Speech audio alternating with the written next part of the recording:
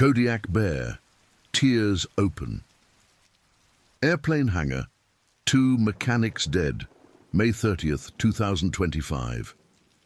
The morning of May 30th, 2025 dawned with an unusual stillness across the rugged landscape of Kodiak Island, Alaska. The kind of silence that seasoned locals knew meant trouble was brewing somewhere in the vast wilderness that stretched beyond the small community of Larsen Bay. Robert "Bobby" King had been working as an aircraft mechanic for 17 years, and in all that time he'd never experienced a morning quite like this one. The air itself seemed to hold its breath, thick with the scent of salmon spawning in the nearby streams, and something else. Something wild and predatory that made the hair on the back of his neck stand up as he unlocked the heavy steel doors of Kodiak Aviation Services Hangar 7.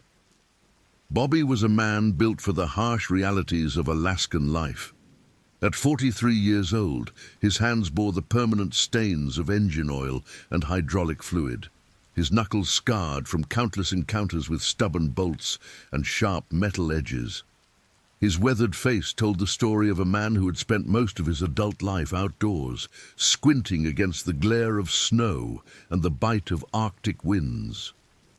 Standing 6 feet tall with broad shoulders and arms that could wrestle a Cessna engine into submission, he commanded respect among his peers at the aviation facility.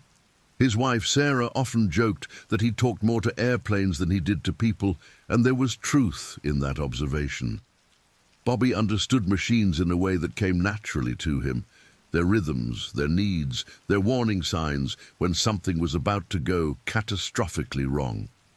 Omar Hassan, on the other hand, was relatively new to both Alaska and the aviation industry. At 28 years old, he had moved to Kodiak Island just 8 months earlier from Anchorage, drawn by the promise of steady work and the chance to escape the complications of his previous life. Omar was lean and quick-moving, with intelligent dark eyes and hands that were surprisingly gentle for mechanical work. He had grown up in Detroit before his family moved to Alaska when he was 16, and he still carried traces of urban wariness in the way he approached new situations. His girlfriend Lisa Chen, a nurse at the Kodiak Area Native Association Medical Clinic, had encouraged him to take the job at Kodiak Aviation Services, believing that the steady income and the small-town atmosphere would help him build the stable life he'd always wanted. The two mechanics had been paired together for the past 4 months, working on a rotating schedule that often kept them in the hangar well past normal business hours. Their current project was a 1987 Cessna 206 Stationair that belonged to Marcus Thornfield, a veteran bush pilot who ran cargo and passenger flights between the island communities. The aircraft had been experiencing persistent engine troubles, and Marcus had been growing increasingly frustrated with the delays. The Cessna represented his livelihood, and every day it remained grounded meant lost income and disappointed customers who depended on his services to transport everything from medical supplies to fresh groceries to the remote villages scattered across the island chain. Hangar 7 sat on the eastern edge of the Kodiak Municipal Airport Complex, a sprawling facility that served as the transportation hub for the entire region. The hangar itself was a massive structure, measuring 120 feet long by 80 feet wide, with 30-foot-high ceilings that could accommodate even the largest aircraft that regularly visited the island. The building was constructed of reinforced steel with insulated walls designed to withstand the brutal winter storms that regularly battered the island. Massive sliding doors on the front of the building could be opened to allow aircraft to be towed in and out, while smaller personnel doors on the sides provided access for workers and supplies. The hangar's interior was a maze of specialized equipment, tool cabinets and workstations arranged around whatever aircraft happened to be receiving maintenance at any given time. Overhead, fluorescent lights cast harsh shadows across the concrete floor, which was perpetually stained with oil and marked by the tire tracks of countless aircraft and ground support vehicles. The air inside always carried the distinctive smell of aviation fuel, hydraulic fluid, and the metallic scent of aluminum and steel that comprised the aircraft themselves. On this particular morning, Bobby arrived at the hangar at his usual time of 6:30, driving his well-worn Ford F-150 pickup truck across the empty airport grounds.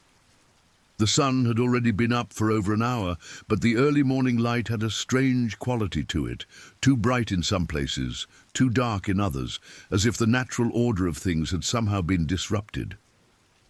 He parked in his assigned spot near the personnel door and sat in the truck for a moment, drinking coffee from his thermos and studying the tree line that bordered the eastern edge of the airport property. The forest beyond the airport fence was part of the vast Kodiak National Wildlife Refuge, a 1.9 million-acre preserve that was home to the largest population of brown bears in North America. The Kodiak brown bear, also known as the Kodiak bear, was actually a subspecies of brown bear that had evolved in isolation on the Kodiak archipelago for thousands of years.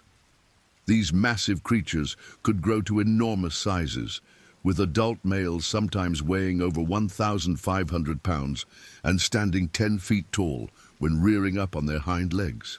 They were apex predators with no natural enemies except for other bears, and their intelligence and adaptability had allowed them to thrive in the island's diverse ecosystems. Bobby had grown up on Kodiak Island, and he understood the bears in a way that came from a lifetime of coexistence. He knew their patterns, their preferred feeding areas, their seasonal movements between the salmon streams and the berry patches. He had encountered bears dozens of times over the years, usually at a distance, and had developed a healthy respect for their power and unpredictability. Most encounters ended with the bear simply disappearing back into the forest, apparently deciding that human activities were not worth investigating. But Bobby also knew that this time of year, with salmon beginning their spawning runs and the bears emerging from their winter dens, hungry and territorial, the potential for dangerous encounters increased dramatically. As he finished his coffee and prepared to head into the hangar, Bobby noticed movement in the tree line about 300 yards away. At first, he thought it might be a moose or perhaps a group of deer, but as he watched more carefully, he realized that whatever was moving through the forest was much larger and more deliberate in its movements. The trees in that area swayed and bent in a way that suggested something massive was pushing through them, following a path that seemed to be roughly parallel to the airport fence. Bobby reached for the binoculars he kept in his glove compartment and focused them on the area where he had seen the movement. For several minutes, he saw nothing but the dense green foliage of spruce and alder trees. Then, just as he was about to give up and head inside, he caught a glimpse of brown fur moving between the trees. Even at that distance, and with only a brief sighting, he could tell that whatever was in the forest was enormous. The bear, and he was certain it was a bear, appeared to be moving with purpose, not the random wandering of an animal simply foraging for food. Bobby made a mental note to mention the sighting to the airport operations staff when they arrived later in the morning. The Kodiak Municipal Airport had protocols in place for dealing with wildlife on or near the runway areas, including the authority to temporarily halt flight operations if necessary. Bear sightings were not uncommon, but they were always taken seriously, especially when the animals appeared to be exhibiting unusual behavior or moving closer to areas of human activity than was typical. Omar arrived 20 minutes later, parking his Honda Civic next to Bobby's truck and walking briskly toward the personnel door. He moved with the slightly hurried pace of someone who was chronically 5 minutes late for everything, a habit that had been a source of gentle teasing from Bobby over the months they had worked together.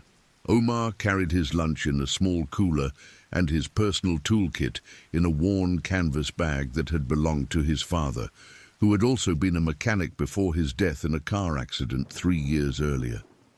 "Morning, Bobby," Omar called out as he approached the door where Bobby was waiting with the keys. Sorry I'm a few minutes behind. Lisa had to work a double shift at the clinic and I ended up staying up too late talking to her on the phone when she got home. Bobby nodded and unlocked the door, holding it open for Omar to enter ahead of him. No problem.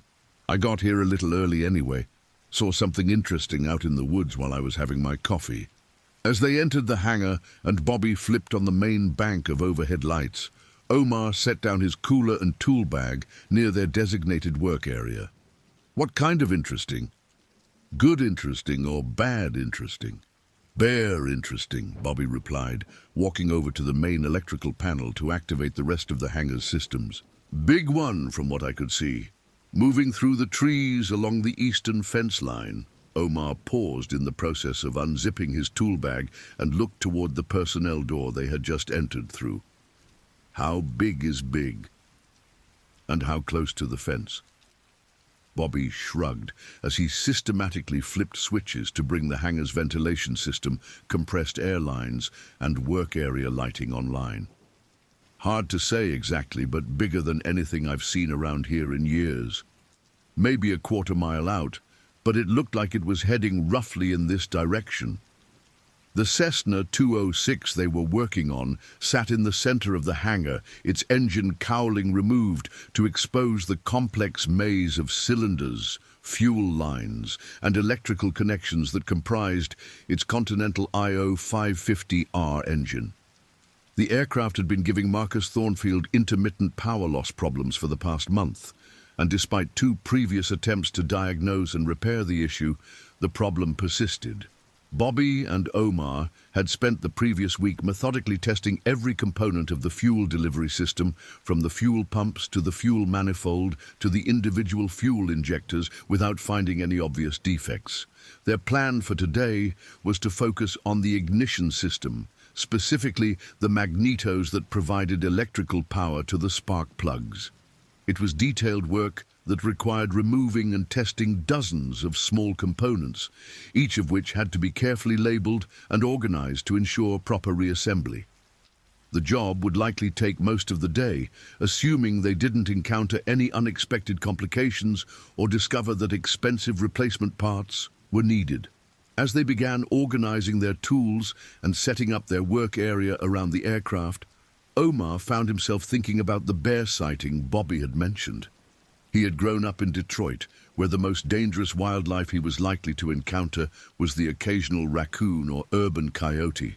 The idea of massive predators roaming freely just beyond the airport fence was still something he was learning to accept as a normal part of life in Alaska. Lisa had shown him videos online of Kodiak bears fishing for salmon, and he had been amazed by their size and power. But seeing them on a computer screen was very different from knowing that one might be wandering around just a few hundred yards from where he was working. How often do they actually come onto the airport property? Omar asked, as he laid out his socket wrenches in order of size. Bobby was checking the fuel level in their parts washing tank, a critical piece of equipment they would need for cleaning the magneto components before testing them. Not often, but it happens, usually during salmon runs when they're moving between feeding areas. Most of the time they just pass through without causing any problems. But every few years you get one that decides to investigate human activity more closely than is comfortable for anyone involved. The conversation was interrupted by the arrival of Margaret Whitehorse, the airport operations supervisor, who entered through the personnel door carrying a steaming cup of coffee and a clipboard thick with the morning's paperwork. Margaret was a 51-year-old Alutiiq woman whose family had lived on Kodiak Island for generations. She had worked at the airport for over 20 years, starting as a ground crew member and working her way up through various positions until she became the person responsible for coordinating all the daily activities that kept the facility running smoothly. "Morning, boys," Margaret said, walking over to where Bobby and Omar were setting up their workspace. "I wanted to check on the progress with Marcus's Cessna. He called the office yesterday afternoon asking for an update, and he sounded like he was getting pretty anxious about getting back in the air." Bobby looked up from the tool cart he was organizing and wiped his hands on a shop rag. "We're making progress, but it's been a stubborn problem. We've ruled out fuel system issues, so today we're diving into the ignition system. If it's not the mags, we might be looking at something in the engine management computer." Margaret nodded and made a note on her clipboard. She had heard similar updates many times over the years and understood that complex mechanical problems sometimes took time to solve properly. "Just keep me posted if you need any special parts or equipment. Marcus is important to a lot of people around here, and we want to get him back to flying as soon as possible." As Margaret turned to leave, Bobby remembered the bear sighting. "Margaret, before you go, I wanted to let you know that I spotted a bear this morning moving through the forest along the eastern fence. Pretty large animal, and it seemed to be traveling with more purpose than usual." Margaret paused and turned back toward them, her expression becoming more serious. "How close to the fence, and what time was this?" "About 6:45, and maybe a quarter-mile out. It was definitely a big one, though. Bigger than anything I've seen around here in recent memory." Margaret made another note on her clipboard and then looked at both mechanics. "I'll add it to the daily wildlife report and make sure security knows to keep an eye on that area. You guys be extra careful if you need to go outside for anything, and if you see any signs of bear activity closer to the hangar, call the operations center immediately." After Margaret left, Bobby and Omar began the methodical process of removing the Cessna's dual magnetos. Each magneto was roughly the size of a coffee can and weighed about 15 pounds, containing complex internal mechanisms that had to be handled with extreme care. The magnetos were mounted on the rear of the engine and connected to the spark plugs through a web of ignition leads that had to be carefully labeled before removal to ensure proper reconnection. The work required them to use a combination of standard wrenches and specialized aviation tools, some of which cost hundreds of dollars and were designed for very specific tasks. Bobby had accumulated an impressive collection of such tools over his years in the industry, and he took pride in maintaining them in perfect condition. He often said that a mechanic was only as good as his tools, and he had invested thousands of dollars over the years in building a kit that could handle any job that came his way. As they worked, the two men fell into the comfortable rhythm that had developed over their months of working together.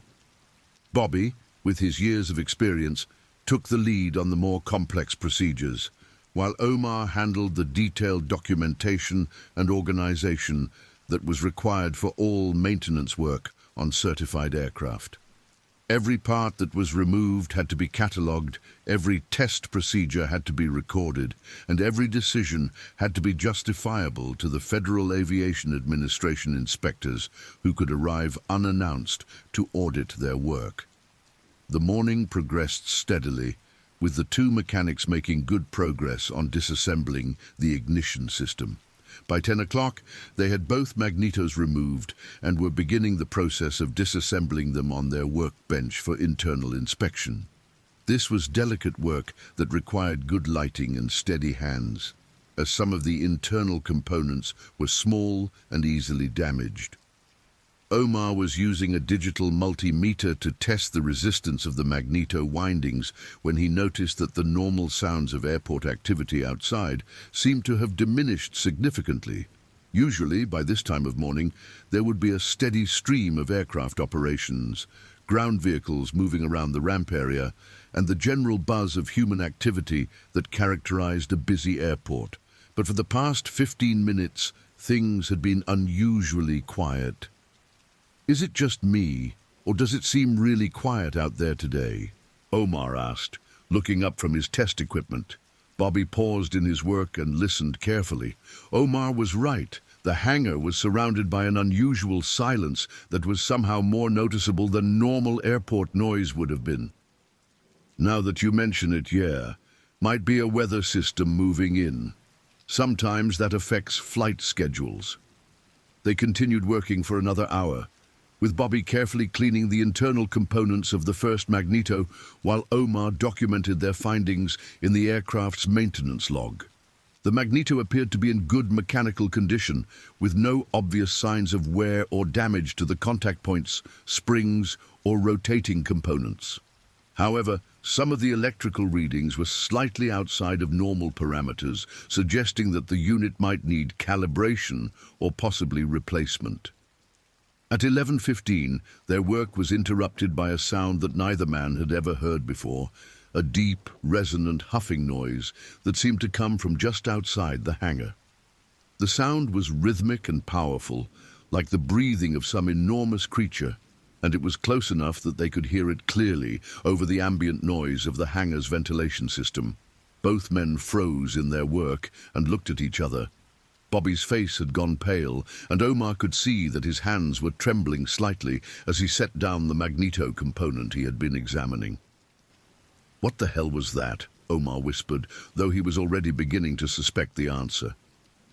Bobby was moving slowly toward the personnel door, motioning for Omar to stay where he was.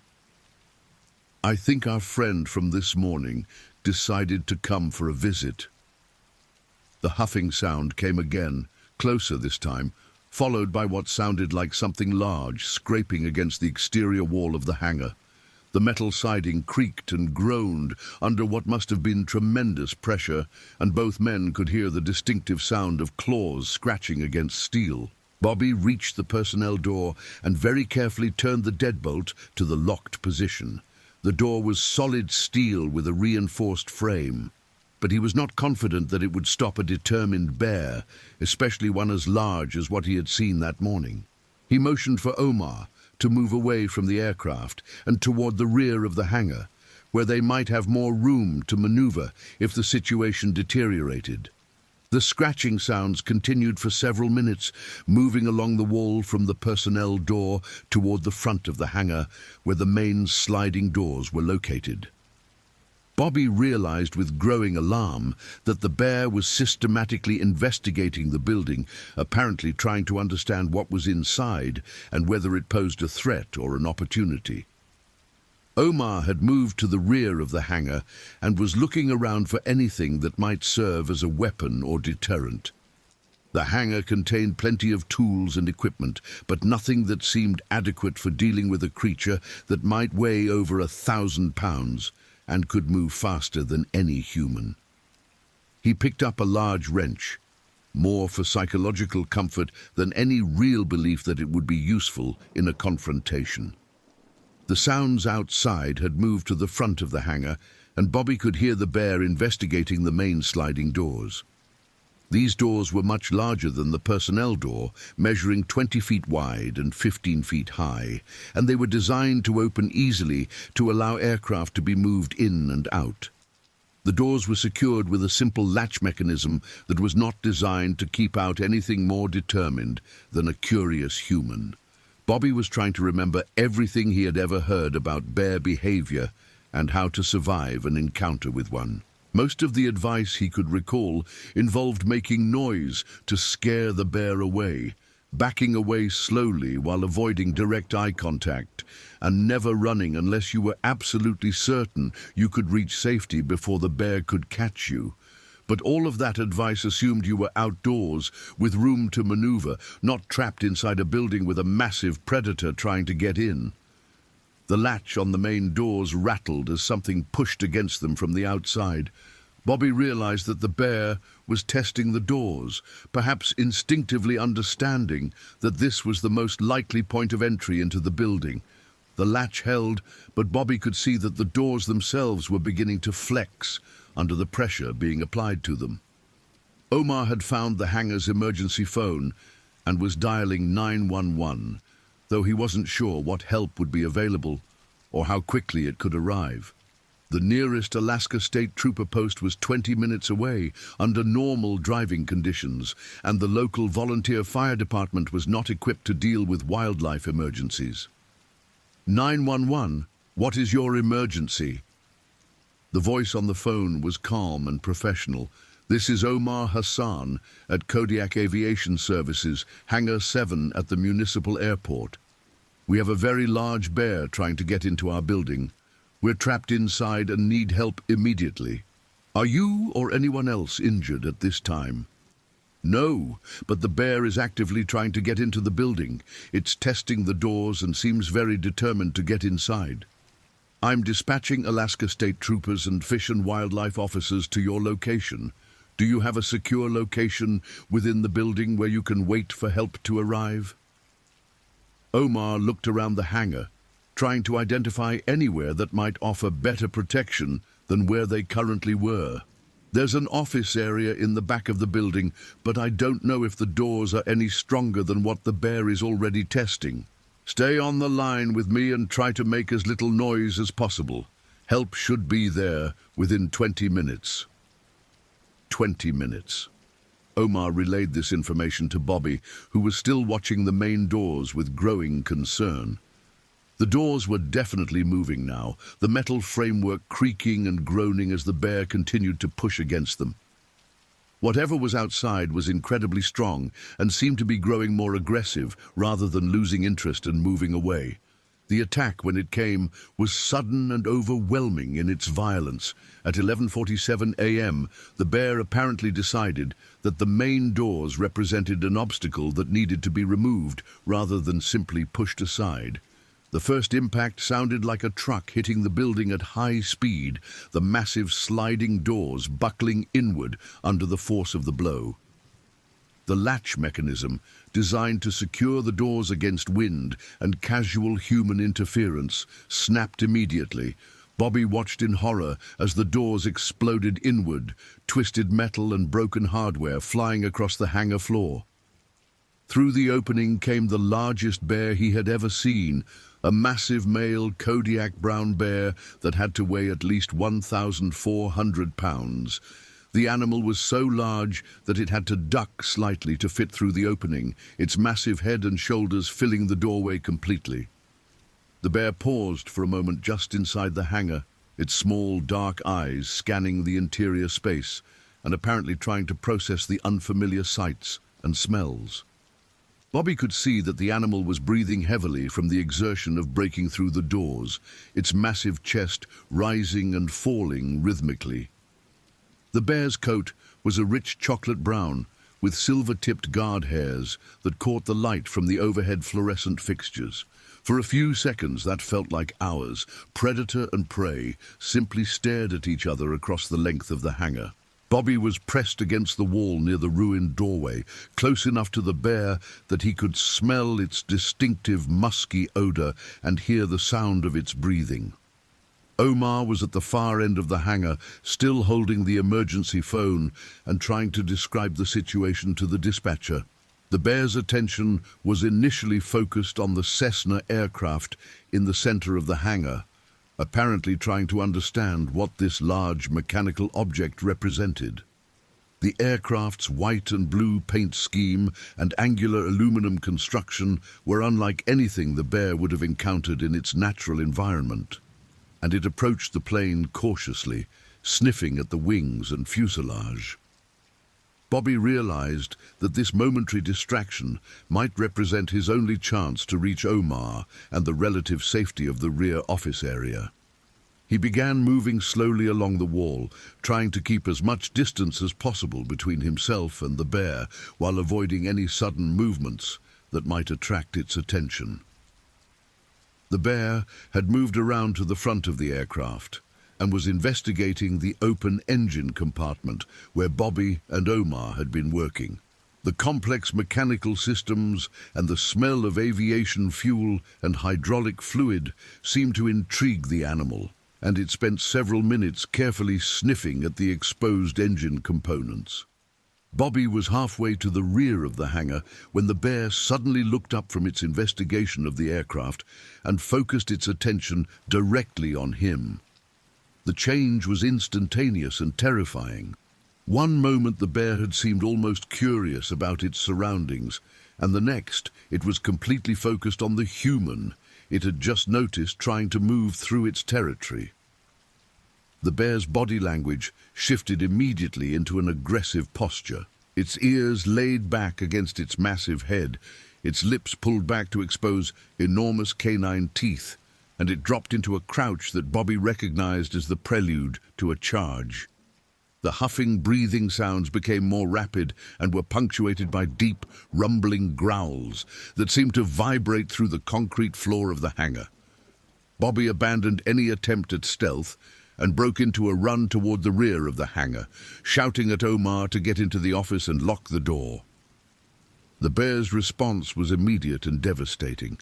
It launched itself across the hangar floor with a speed that seemed impossible for such a massive creature. The bear covered the 40 feet between itself and Bobby in less than 3 seconds, its powerful legs driving it forward with the momentum of a freight train. Bobby had made it perhaps 20 feet before the bear's front paws struck him in the back, driving him face first into the concrete floor with bone-crushing force. The impact knocked the wind out of Bobby's lungs and sent waves of pain through his chest and shoulders. He tried to roll away from the bear, but the animal was already on top of him, its massive weight pinning him to the floor. The bear's claws, each one over 4 inches long and sharp as knife blades, raked across Bobby's back, shredding his work shirt and the flesh beneath it. Bobby screamed, a sound of pure agony and terror that echoed through the hangar and could be heard clearly by Omar, who was fumbling with the door handle of the office area. The bear's jaws clamped down on Bobby's left shoulder, the pressure from its bite crushing his clavicle and several ribs instantly. The animal's canine teeth, designed for killing prey much larger than humans, penetrated deeply into Bobby's chest cavity. Omar had managed to get the office door open and was screaming into the emergency phone for immediate help, while simultaneously trying to find something in the office that might help Bobby. The office contained mostly paperwork, computer equipment and office supplies, nothing that would be effective against a rampaging bear. The bear released its grip on Bobby's shoulder, only to clamp down again on his head and neck area. Bobby's screams became muffled and then stopped altogether as the bear's massive jaws applied crushing pressure to his skull. Blood was spreading across the concrete floor in an expanding pool that reflected the harsh overhead lighting. Omar realized that Bobby was dying and that his own survival now depended on remaining hidden in the office until help arrived. He could hear the bear continuing its attack, the sounds of tearing fabric and breaking bones mixing with the animal's deep, satisfied grunting. The attack seemed to go on forever, though it probably lasted less than 2 minutes from the initial charge, to the point where Bobby stopped moving entirely. The bear eventually released its grip on Bobby's motionless form and stood over the body, breathing heavily and looking around the hangar as if trying to determine whether any other threats were present. Blood covered the bear's muzzle and front paws, and its eyes had taken on a glazed, predatory intensity that Omar could see even from his hiding place in the office. Omar was whispering frantically into the emergency phone, trying to give the dispatcher real-time updates on the situation while staying as quiet as possible. The bear killed Bobby. It killed him. I'm hiding in an office, but I don't think the door will stop it if it decides to come after me. Help is on the way, the dispatcher assured him. Alaska State Troopers are 3 minutes out, and we have fish and wildlife officers en route. Try to stay calm and stay hidden. But the bear was not finished. After standing over Bobby's body for several minutes, it began moving around the hangar again, apparently agitated by the unfamiliar environment and the presence of human scent everywhere. The animal knocked over tool carts and equipment stands, sending wrenches and aircraft parts flying across the floor. It investigated every corner of the building, following scent trails and apparently searching for any other humans that might be hiding. The bear's path around the hangar inevitably led it to the office area where Omar was hiding. The office had a large window that looked out onto the main hangar floor, and Omar watched in terror as the massive animal approached his hiding place. The bear sniffed at the base of the office door and then looked directly through the window at Omar, its small, dark eyes seeming to bore into his soul. The door to the office was standard commercial construction, with a hollow core and standard residential-grade locks. It was never designed to keep out anything more determined than a casual intruder. and Omar knew that it would offer virtually no protection against a determined bear. He backed away from the door and looked around desperately for another exit or a better place to hide. The bear tested the door handle with its paw, and when the door didn't open immediately, it began pushing against the door with increasing force. The door frame creaked and groaned under the pressure, and Omar could see that the wood was beginning to splinter around the hinges. Omar found himself pressed against the far wall of the office, holding a small fire extinguisher that he had grabbed from its wall mount. He knew it was virtually useless as a weapon, but it was the only thing available, and he was not going to die without at least trying to defend himself. The door gave way with a splintering crash, the bear's massive shoulder driving through the opening and sending broken wood and twisted metal flying into the office. The bear squeezed through the doorway, which was barely large enough to accommodate its bulk, and stood in the center of the small room, looking directly at Omar. For a moment that seemed frozen in time, man and bear simply stared at each other across the confined space of the office.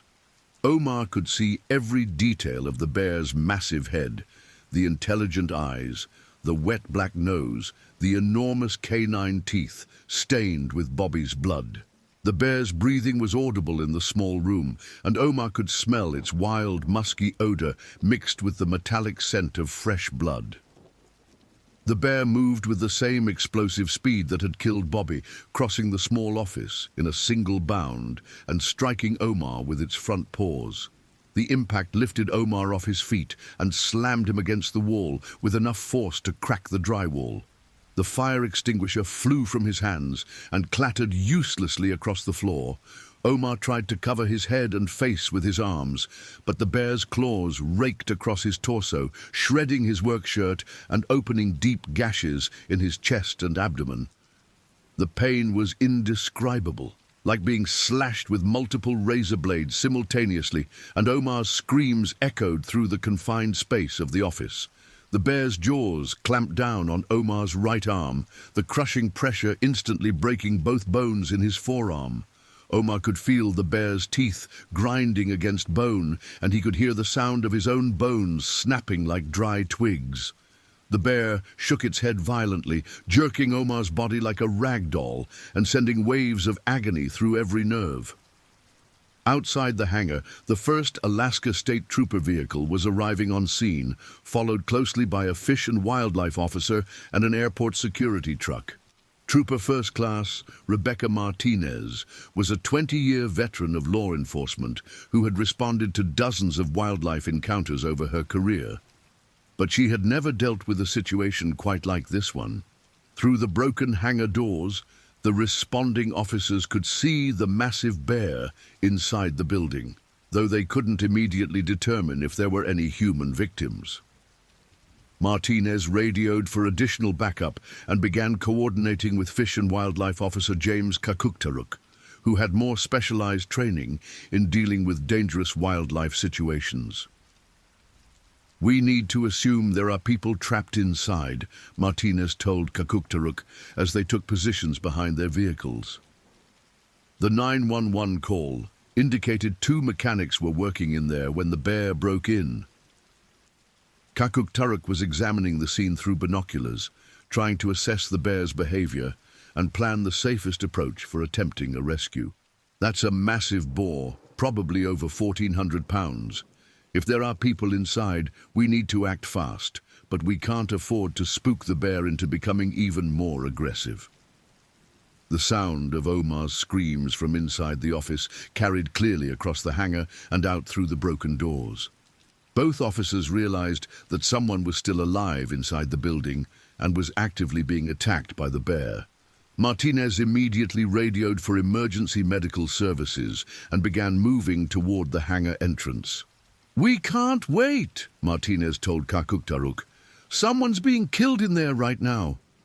Kakuktaruk was loading tranquilizer darts into his specialized rifle, each dart containing enough sedative to eventually bring down even a bear of this size. But tranquilizers took time to work, and the person screaming inside the hangar might not have that time.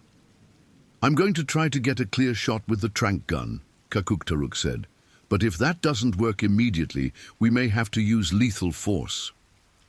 Martinez had drawn her service weapon, a .40 caliber pistol that she knew would be marginally effective at best against a bear of this size. But it was what she had available, and she was not going to stand by and listen to someone being mauled to death while she waited for better equipment to arrive. The two officers approached the hangar entrance carefully, trying to get a clear view of the situation inside without alerting the bear to their presence. Through the broken doors, they could see Bobby's motionless form on the floor near the aircraft, surrounded by an expanding pool of blood. The bear was no longer visible from their position, but the sounds of the attack on Omar continued from the office area at the rear of the hangar.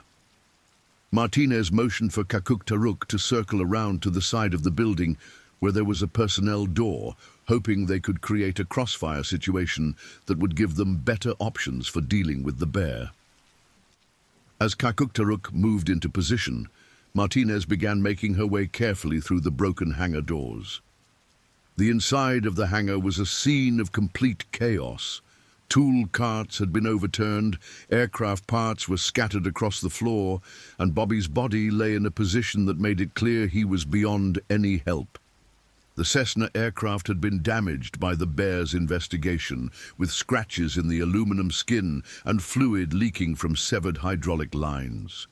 Martinez could hear the attack continuing in the office area, and she began moving toward the sound, her weapon drawn and ready. As she got closer, she could see through the broken office doorway that the bear had Omar pinned against the wall and was systematically mauling him. Omar's screams had become weaker, and Martinez realized that he was going into shock from blood loss and trauma. Kakuk-Taruk appeared at the side door and signaled that he was in position with the tranquilizer rifle. Martinez nodded and began moving closer to the office, hoping to get close enough for an effective shot while the bear was distracted with its attack on Omar. The bear suddenly looked up from its attack on Omar and focused its attention on Martinez. The animal's muzzle and front paws were covered with blood, and its eyes had the wild, predatory intensity of a creature that had been killing and was prepared to kill again. For a moment, Martinez thought the bear might charge her, leaving Omar and seeking new prey. Instead, the bear returned its attention to Omar, clamping its jaws around his head and neck area in what Martinez recognized as a killing bite. Omar's screams stopped abruptly, replaced by the horrible sound of bones crushing under the bear's massive jaw pressure. Martinez fired 3 shots at the bear, aiming for center mass and hoping to either kill the animal or at least distract it from its attack on Omar. The .40 caliber bullets struck the bear in the side and shoulder area, causing it to release its grip on Omar and turn toward this new threat. The bear charged Martinez with the same explosive speed it had shown when attacking the mechanics. Martinez fired 3 more shots as the massive animal bore down on her, but the bear's momentum carried it forward, even as the bullets struck home. At the last second, Kakuk-Taruk fired his tranquilizer rifle from the side door, the dart striking the bear in the hindquarters just as it reached Martinez.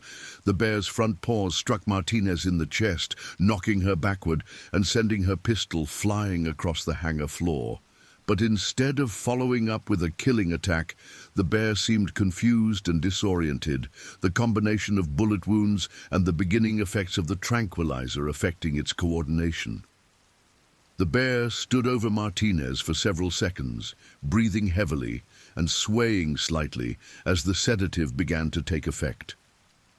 Martinez lay perfectly still, knowing that any movement might trigger another attack, and waited for the tranquilizer to do its work. Kakuk-Taruk fired a second tranquilizer dart, this one striking the bear in the shoulder area. The combined effect of the 2 darts, along with the bullet wounds, finally began to overcome the bear's massive system. The animal took several unsteady steps backward and then collapsed onto its side, its breathing becoming labored but steady. Martinez got to her feet carefully, her chest aching from the impact of the bear's paws, but apparently not seriously injured. She immediately went to check on Omar, though it was clear from his injuries that his condition was critical. Omar was unconscious and bleeding heavily from multiple wounds, but he was still breathing. "We need paramedics in here now," Martinez shouted into her radio. "2 victims, 1 deceased, 1 critical. The bear is down, but still alive." The next 30 minutes were a blur of emergency medical activity as paramedics, additional law enforcement officers, and fish and wildlife personnel flooded into the hangar. Omar was stabilized as much as possible at the scene and then transported by emergency helicopter to Anchorage for specialized trauma surgery. Bobby's body was left in place until the medical examiner and crime scene investigators could document the scene. The bear, still alive but heavily sedated, was eventually transported to a secure facility where wildlife officials would determine its fate. The massive male had no previous history of aggressive behavior toward humans, and experts would spend weeks trying to understand what had triggered such an unusual and violent attack.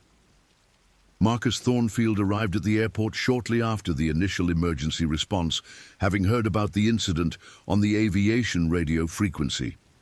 He stood outside the hangar, looking at his damaged Cessna and thinking about the 2 men who had been working to get his aircraft back in flying condition. Bobby King had been servicing Marcus's aircraft for over 10 years, and their relationship had evolved into something approaching friendship over that time. "What the hell happened here?" Marcus asked Officer Martinez, who was still coordinating the crime scene investigation. "A very large bear broke into the hangar while your mechanics were working," Martinez explained. "We're still trying to piece together exactly how and why it happened." Marcus walked closer to the hangar entrance and could see the massive sliding doors that had been destroyed in the bear's initial assault on the building. The metal framework was twisted and bent beyond repair, and the concrete floor inside was stained with blood and littered with debris from the attack. "Is Omar going to make it?" Marcus asked. "We don't know yet. He was hurt pretty bad, but he was alive when they transported him to Anchorage. Bobby King didn't survive the attack."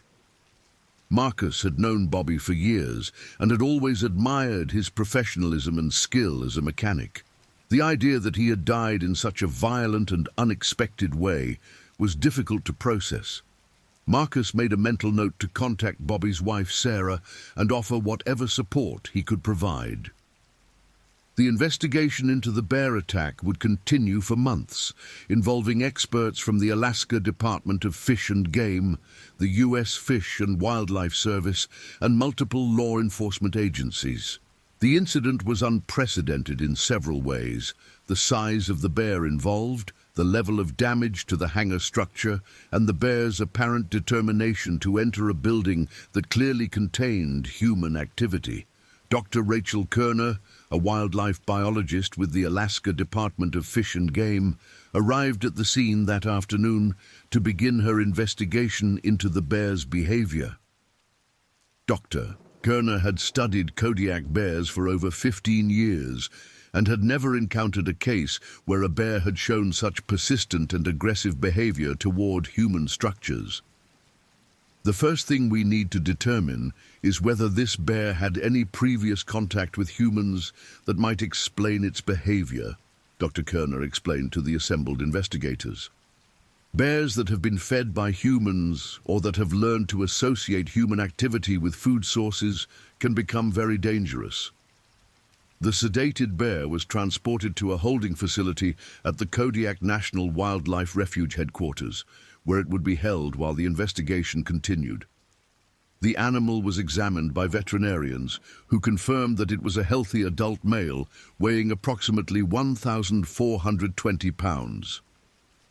Blood samples were taken for testing, and the bear's stomach contents would be analyzed to determine what it had been eating in the days prior to the attack. The bear showed no obvious signs of disease or injury that might explain its aggressive behavior. Its teeth and claws were in excellent condition, and its overall body condition suggested an animal that had been eating well and was in prime physical condition. This made the attack even more puzzling, as healthy bears with adequate food sources rarely showed interest in human activities. Margaret Whitehorse spent the afternoon coordinating with airport management and various government agencies to assess the damage to the hangar and determine when normal operations could resume. The hangar would obviously need extensive repairs before it could be used again, and several other aircraft that had been scheduled for maintenance would need to be relocated to other facilities. "This is going to impact our operations for months," Margaret told airport manager David Richardson as they surveyed the damage. "Hangar 7 was one of our busiest maintenance facilities, and we don't have the capacity to absorb that workload in our other hangars. The economic impact of the bear attack would extend far beyond the immediate damage to the hangar and the tragic loss of life." Kodiak Aviation Services was the primary maintenance provider for many of the small aircraft that served the island communities, and the loss of their largest hangar would create delays and disruptions that would affect everyone from commercial operators to private pilots. Sarah King received the news of her husband's death in a phone call from Margaret Whitehorse at 2:30 that afternoon. Sarah had been married to Bobby for 19 years, and their 2 teenage children were still at school when the call came. The shock of losing her husband in such a sudden and violent way was overwhelming, and Sarah found herself unable to process the information at first. "There has to be some mistake," Sarah told Margaret over the phone. "Bobby knows how to deal with bears. He's been around them his whole life." Margaret gently explained that the attack had happened so quickly that Bobby probably never had a chance to use his knowledge of bear behavior. The animal had been unusually aggressive and determined, and the confined space of the hangar had made escape impossible. The news of Bobby's death spread quickly through the small community of Kodiak Island, where everyone knew everyone else, and violent deaths were extremely rare. Bobby had been active in the local church and had coached youth baseball for several years. The idea that such a well-liked and respected member of the community could die in such a horrific way was deeply disturbing to many people. Lisa Chen was working her shift at the medical clinic when she received word that Omar had been critically injured in a bear attack. As a nurse, Lisa understood the medical implications of the report she was receiving, and she knew that Omar's survival was far from certain. She immediately requested emergency leave and began making arrangements to travel to Anchorage to be with Omar during his treatment. The medical helicopter carrying Omar arrived at Alaska Regional Hospital in Anchorage at 4:15 p.m., where a trauma team was standing by to receive him. Omar had lost a significant amount of blood during the attack and the subsequent transport, and his condition was listed as critical but stable. Dr. Michael Torres, the chief of trauma surgery at Alaska Regional, examined Omar's injuries and determined that he would need immediate surgery to repair damage to his chest, abdomen, and right arm. The bear's claws had caused deep lacerations that had damaged several internal organs, and his right arm was severely mangled from the bear's bite. "He's lucky to be alive," Dr. Torres told Lisa when she arrived at the hospital that evening.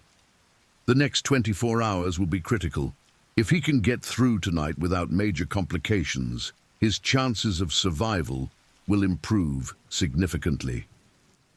Omar underwent the first of what would be many surgeries that night, with Dr. Torres and his team working for over 6 hours to repair the damage caused by the bear attack. The surgery was successful in stopping the internal bleeding and stabilizing Omar's condition, but it was clear that he would face a long and difficult recovery. The story of the bear attack began appearing in news media outlets within hours of the incident, as words spread through the aviation community and then to the general public. The combination of a massive bear destroying an aircraft hangar and killing a mechanic was exactly the kind of dramatic story that captured public attention. Television news crews began arriving in Kodiak the following morning, drawn by the sensational nature of the story and the dramatic footage of the destroyed hangar. The twisted metal doors and blood-stained concrete floor provided compelling visuals that would be broadcast around the world. Local television reporter Jennifer Walsh was among the first journalists to arrive at the airport, and she quickly realized that this was a story with multiple layers of complexity. Beyond the immediate drama of the attack itself, there were questions about wildlife management, airport security, and the broader relationship between humans and the massive predators that shared Kodiak Island. "This is not just a story about a bear attack," Walsh explained to her television audience during her first live report from the scene. "This is a story about what happens when two worlds collide.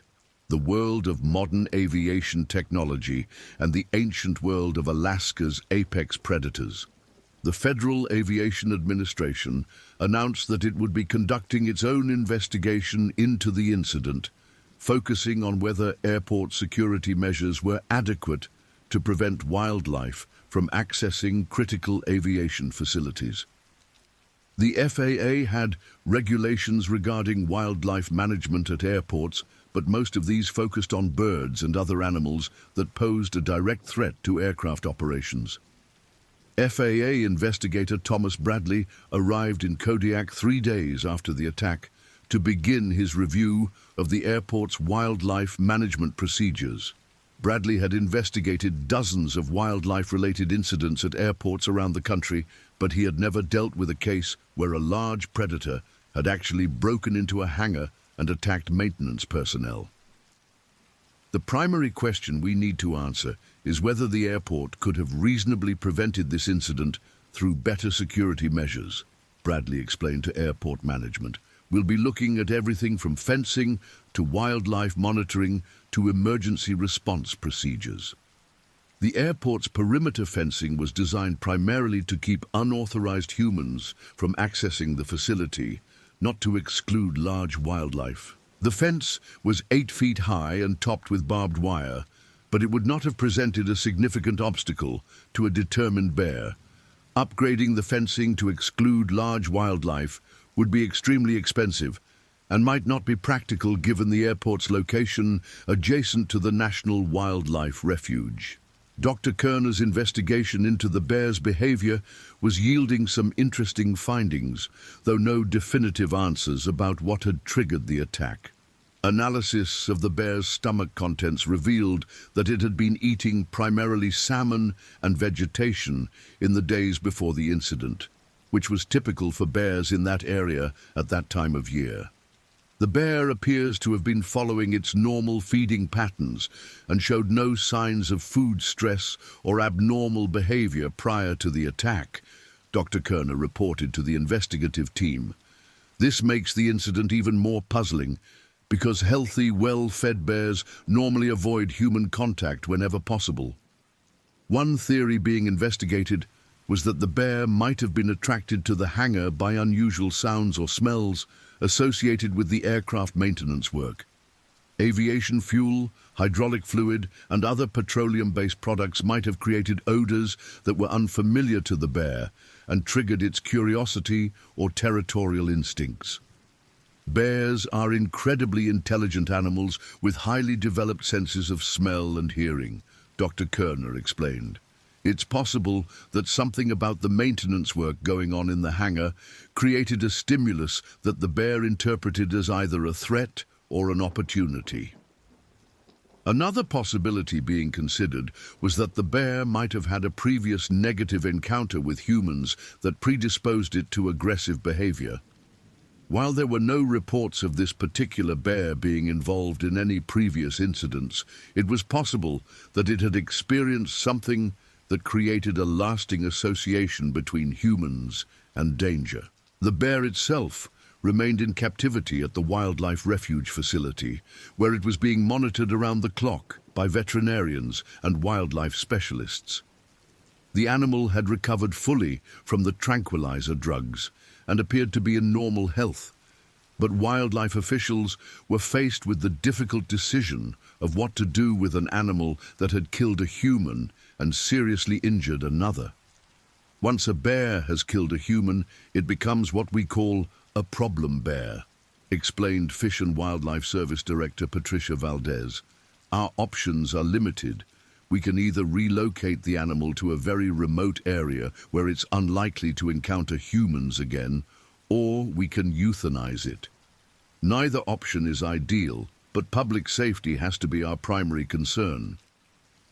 The decision about the bear's fate would ultimately be made by a committee of wildlife experts, law enforcement officials, and government administrators.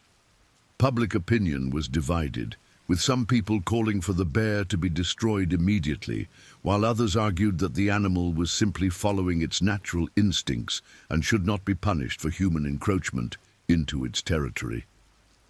Omar Hassan regained consciousness 4 days after the attack, though he remained heavily sedated and connected to multiple machines that were monitoring his vital signs and assisting with his breathing. His injuries were healing as well as could be expected, but doctors warned that he faced months of rehabilitation and might never regain full use of his right arm. Lisa Chen had remained at Omar's bedside almost continuously since arriving in Anchorage, taking time away only when hospital staff insisted that she get some rest. The sight of Omar's bandaged and battered body was a constant reminder of how close she had come to losing the man she loved. "The doctors say you're going to be okay," Lisa whispered to Omar during one of his brief periods of consciousness. "You just need to focus on getting better. Everything else can wait."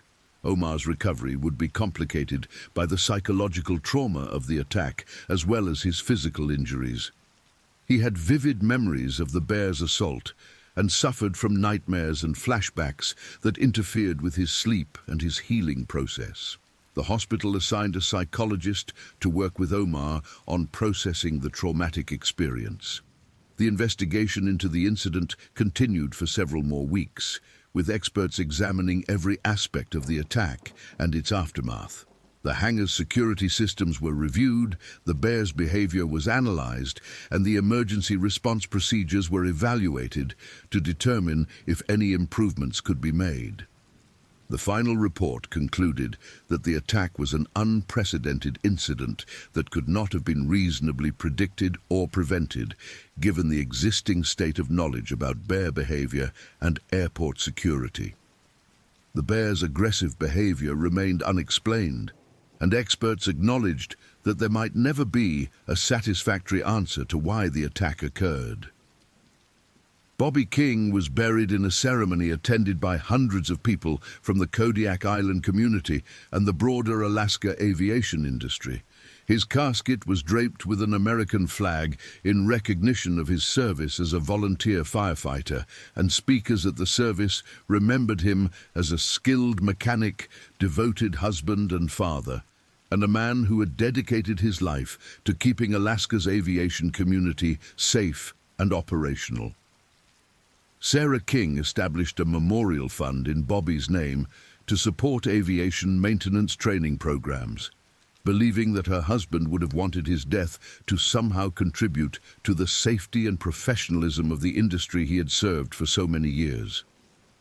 Omar Hassan eventually returned to Kodiak Island after 3 months of rehabilitation in Anchorage, though he was unable to return to work as a mechanic due to the permanent damage to his right arm. He and Lisa Chen married in a small ceremony and started a new life together, with Omar finding work in airport operations that didn't require the fine motor skills needed for aircraft maintenance.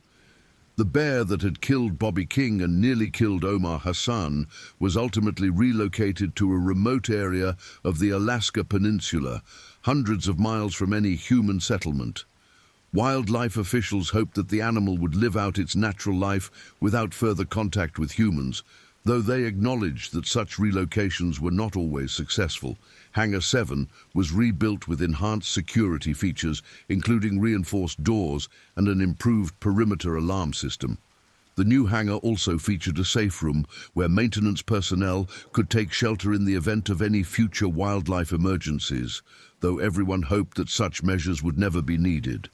The incident became a case study in wildlife management and airport security programs around the world, contributing to new guidelines for facilities located in areas with large predators.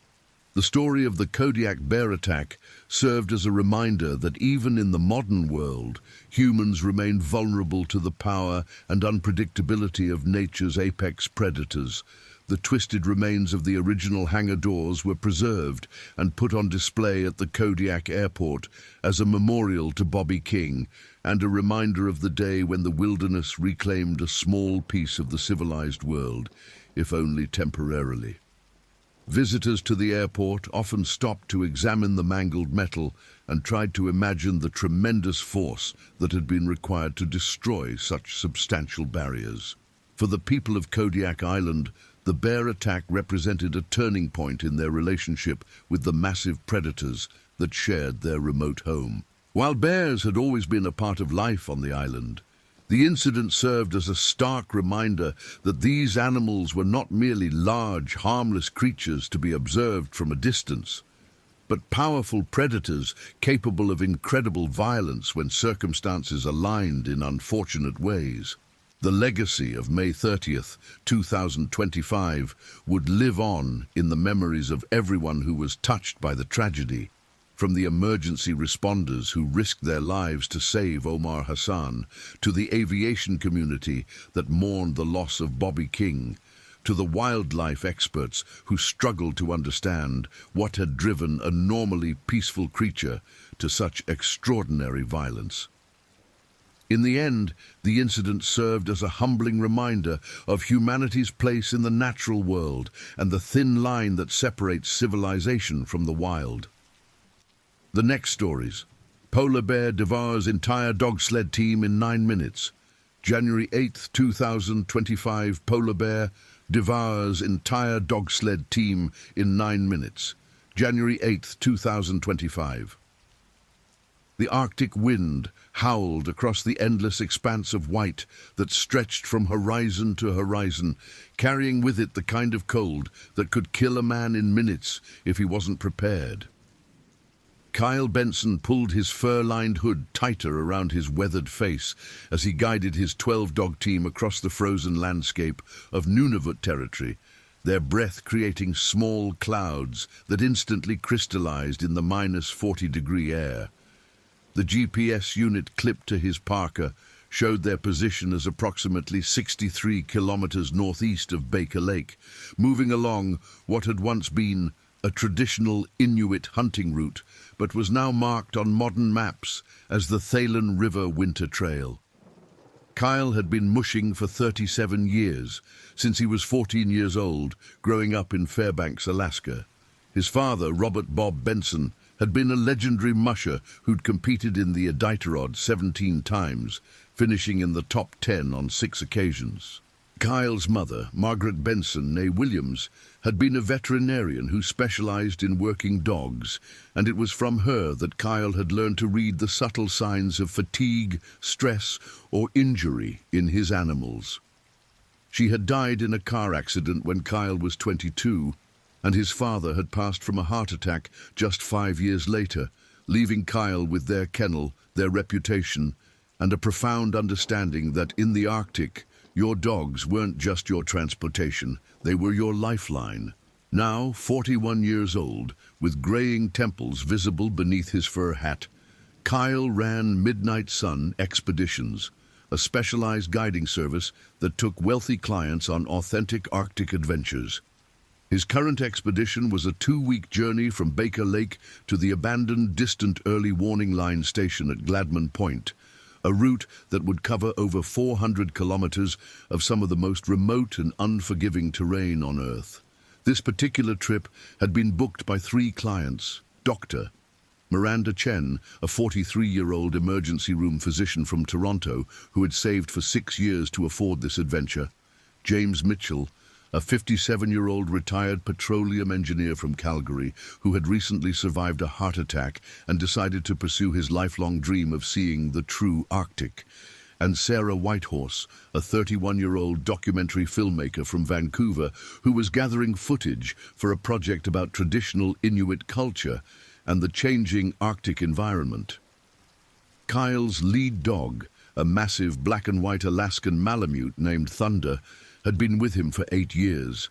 Thunder weighed 93 pounds and possessed an almost supernatural ability to navigate in whiteout conditions, following scent trails and wind patterns that were invisible to human senses. Behind Thunder ran Storm, his brother from the same litter, equally large and serving as the team's secondary navigator. The rest of the team consisted of Blaze and Frost, both 5-year-old males bred from Kyle's father's bloodline, Shadow and Luna, a mated pair of Siberian Huskies, Kodiak and Denali, powerful wheel dogs who provided the raw pulling power, and 4 younger dogs, Yukon, Nanook, Glacier and Aurora, all between 2 and 3 years old and eager to prove themselves on their first major expedition. Each dog had been carefully selected not just for their physical capabilities, but for their temperament and intelligence. Kyle had spent months training this particular team, building their endurance gradually from short 15-kilometer runs to multi-day expeditions covering up to 80 kilometers per day. They were fed a high-calorie diet of specially formulated dry food, supplemented with frozen fish, seal meat obtained from local Inuit hunters, and fat supplements that helped them maintain their body temperature in extreme cold. Kyle monitored each dog's weight daily, checked their feet twice per day for cuts or ice buildup, and knew each animal's personality as well as he knew his own family. The expedition had begun 5 days earlier under perfect conditions. Clear skies, temperatures holding steady at -35 degrees Celsius, and firm snow conditions that allowed for excellent travel. They had covered nearly 60 kilometers on their first day, following the traditional route along the Thalun River toward its source at Whitefish Lake. The clients had been thrilled, taking hundreds of photographs and video footage as they experienced the profound silence and vastness of the true Arctic wilderness. Dr. Miranda Chen had proven to be surprisingly hardy despite her urban background. A surgeon specializing in trauma medicine at Toronto General Hospital, she possessed the kind of calm competence that served her well in both the operating room and the Arctic wilderness. She had trained for the expedition by running in sub-zero temperatures around Lake Ontario, gradually building her tolerance for cold weather. Her motivation for the trip stemmed from a personal crisis. 6 months earlier, she had lost a patient, a 7-year-old girl who had been brought in after a skating accident.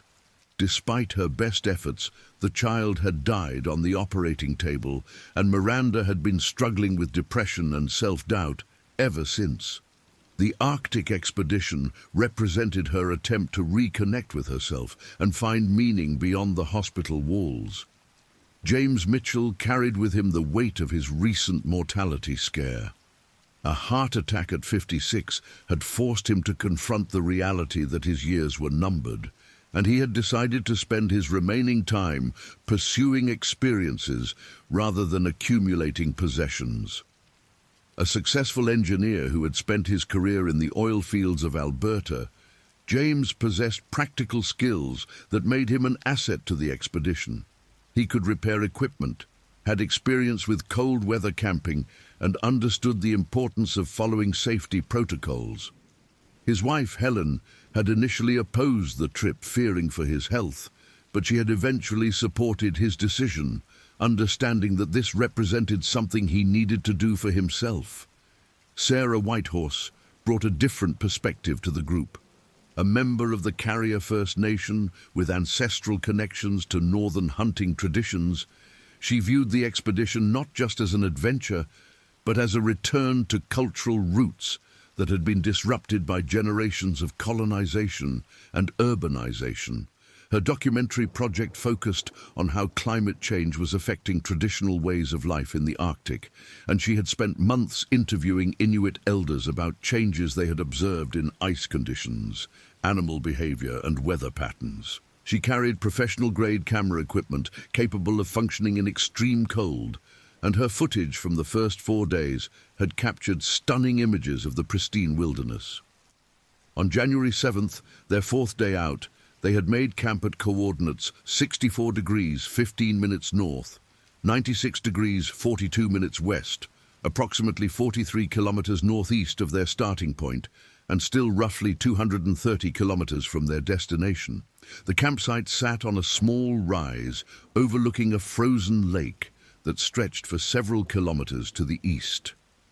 Kyle had chosen the location for its protection from prevailing winds and its proximity to a grove of stunted spruce trees that would provide some shelter for the dogs and a source of firewood. The evening had passed pleasantly. They had prepared a hot meal of beef stew with bannock bread, heated in Kyle's portable camp stove, while the dogs rested in their individual tethering spots, each provided with a thick pad of insulating material and a high-calorie meal of frozen fish and commercial dog food. The temperature had dropped to minus 41 degrees Celsius after sunset, but their expedition-grade sleeping bags and carefully constructed snow shelters kept everyone comfortable. Sarah had conducted interviews with Kyle about traditional mushing techniques, while Miranda and James had spent time photographing the aurora borealis, which had put on a spectacular display of green and purple curtains dancing across the star-filled sky. Kyle had been monitoring weather reports on his satellite communicator, a Garmin InReach device that provided text messaging capability and GPS tracking for emergency situations. The forecast called for continued clear conditions with light winds and temperatures remaining steady in the minus 35 to minus 40 range, perfect traveling weather. He had sent their daily position report to his base coordinator, Jennifer Martinez, a former search and rescue specialist who monitored all of Midnight Sun Expedition's trips from her office in Whitehorse, Yukon Territory. Jennifer Martinez had worked in search and rescue for the Canadian Rangers for 12 years before joining Kyle's operation as his communications and safety coordinator. A 45-year-old mother of 2, she had extensive experience coordinating rescues in remote northern regions and understood the critical importance of maintaining regular communication schedules with expedition teams. Kyle's protocol required him to check in every 12 hours with position updates, weather conditions, and the status of both his human clients and his dog team. Jennifer monitored these reports from her home office, which was equipped with multiple communication systems, detailed topographic maps, and direct contact information for search and rescue authorities across northern Canada. The expedition was being tracked by several other parties as well. Kyle's insurance company, Arctic Adventure Insurance Limited, required real-time position monitoring for all expeditions, and they received automated GPS updates every 4 hours through Kyle's satellite tracker. The Royal Canadian Mounted Police Detachment in Baker Lake was aware of the expedition and had Kyle's planned route and expected timeline. Dr. Chen's husband, Dr. David Park, a cardiologist at the same Toronto hospital, was receiving daily text updates about his wife's progress and condition. James Mitchell's daughter, Rebecca, a nurse in Edmonton, had insisted on being included in the communication loop after her father's heart attack. Sarah Whitehorse's production company, Northern Light Films, was expecting daily footage uploads whenever the team had satellite connectivity. On the morning of January 8th, Kyle had awakened at 5:30 a.m. to check on the dogs and prepare for the day's travel. The temperature had dropped during the night to minus 43 degrees Celsius, but the skies remained clear and the wind was calm. Ideal conditions for long-distance travel. He moved through his morning routine with practiced efficiency, first checking each dog for any signs of injury or illness, then preparing their breakfast of high-calorie food mixed with warm fish broth to ensure adequate hydration. Thunder and Storm appeared eager to travel, their tails wagging and ears alert as Kyle approached their tethering spots. The wheel dogs, Kodiak and Denali, stretched and yawned, then immediately began bouncing with anticipation as they recognized the signs of an impending departure. The younger dogs, Yukon, Nanook, Glacier and Aurora, were practically vibrating with excitement, having learned that Kyle's morning inspection routine meant they would soon be running across the vast white landscape they loved. Kyle had been studying his maps and GPS coordinates since awakening, planning the day's route with the careful attention to detail that had kept him alive through hundreds of Arctic expeditions. They were positioned to follow a traditional winter travel route that would take them northeast, along the edge of several frozen lakes, then across a broad plain toward the hills that marked the watershed divide between the Thelon and Back River systems. The planned route would cover approximately 75 kilometers and would position them for the final push toward Gladman Point, still over a week away at their current pace. The clients had awakened to the smell of coffee brewing on Kyle's camp stove and the sound of the dogs beginning to stir and vocalize their eagerness to begin running. Dr. Chen emerged from her sleeping bag, feeling more rested than she had in months, the profound silence and clean air of the Arctic having provided her with the first peaceful sleep she had experienced since her patient's death. James Mitchell felt strong and energetic, his heart rhythm steady and his breathing easy in the cold, dry air. Sarah Whitehorse immediately began setting up her camera equipment to capture the morning departure routine, understanding that this would be crucial footage for her documentary. Kyle's morning routine followed a pattern established through decades of experience. After checking the dogs and preparing their food, he conducted a thorough inspection of the sled and all equipment. The sled itself was a custom-built freight model designed specifically for long-distance Arctic travel, constructed of ash wood with steel runners and a polyethylene bottom coating that glided smoothly over snow and ice. It carried approximately 230 kilograms of supplies, including food for both humans and dogs, camping equipment, emergency shelter materials, medical supplies, communication equipment, and spare clothing and boots. The sled's load was distributed according to Kyle's careful calculations to maintain proper balance and minimize stress on the dogs. Heavy items like food and fuel were positioned low and toward the center, while lighter items like sleeping bags and spare clothing were secured on top. Everything was protected by waterproof covers and secured with multiple redundant tie-downs, because a lost load in the Arctic could easily become a death sentence. Kyle inspected each item systematically: the camp stove and fuel supply, the water filtration system, the emergency shelter that could be deployed in minutes if weather conditions deteriorated, the comprehensive medical kit that included prescription medications, surgical supplies, and treatments for both humans and dogs. He checked the satellite communicator, the GPS units, the emergency beacon, and the backup communication radio.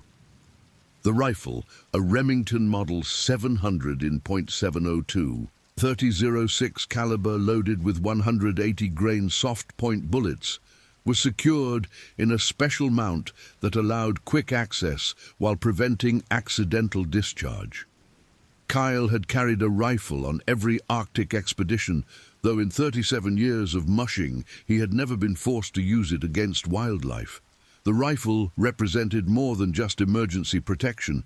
It symbolized the harsh reality of Arctic travel, where the margin between life and death could be measured in seconds. Kyle had been trained in its use by his father and had qualified as an expert marksman with the Canadian Rangers, but he hoped never to need those skills. The Arctic was home to polar bears, wolves and wolverines, all of which could pose threats to humans or dogs under certain circumstances, but Kyle's philosophy emphasized avoidance and prevention rather than confrontation. As Kyle completed his equipment check, the dog's vocalizations increased in volume and intensity. Thunder released a deep, resonant howl that was immediately picked up by Storm, then Blaze, then the entire team, creating a chorus that echoed across the frozen landscape. This was music to Kyle's ears, the sound of healthy, eager dogs ready to run. He had learned to interpret the subtle variations in their calls, distinguishing between excitement, anxiety, pain, or distress. This morning's chorus spoke of pure enthusiasm and readiness to work. The process of harnessing the team required careful attention to detail and perfect timing. Kyle began with Thunder, slipping the custom-fitted harness over the big Malamute's head and adjusting the chest and back straps to ensure proper fit and freedom of movement. Thunder stood perfectly still during this process, his brown eyes focused on the trail ahead, his body language expressing calm confidence. Storm received the same treatment, then each dog in turn, with Kyle checking the fit of every harness and the condition of every buckle and strap. The gang line, the main rope that connected all the dogs to the sled, was inspected inch by inch for signs of wear or damage. Made of specially braided polypropylene with a breaking strength of over 1,000 pounds, the gang line represented the critical link between the dog's power and the sled's movement. Failure of the gang line could result in the loss of the entire team, leaving travelers stranded hundreds of kilometers from help. As Kyle worked, his clients prepared for the day's travel with varying degrees of competence. Dr. Chen moved efficiently through her morning routine, her medical training having given her an appreciation for systematic procedures and attention to detail. She checked her clothing layers, ensuring that her base layer of merino wool was dry and properly fitted. Her insulating layer of down was fully lofted, and her outer shell was sealed against wind and moisture. Her boots, rated for extreme cold and fitted with ice cleats, were properly laced, and her feet were already warm inside thick wool socks. James Mitchell took more time with his preparations, his recent heart attack having made him hyper-aware of the importance of staying warm and avoiding overexertion. He had learned to monitor his heart rate and breathing and to recognize the early signs of cardiac stress. His medication regimen required careful timing and attention to his water intake, and he carried his emergency nitroglycerin tablets in an inside pocket where they would stay warm and accessible. Sarah Whitehorse balanced her personal preparations with the demands of documenting the expedition.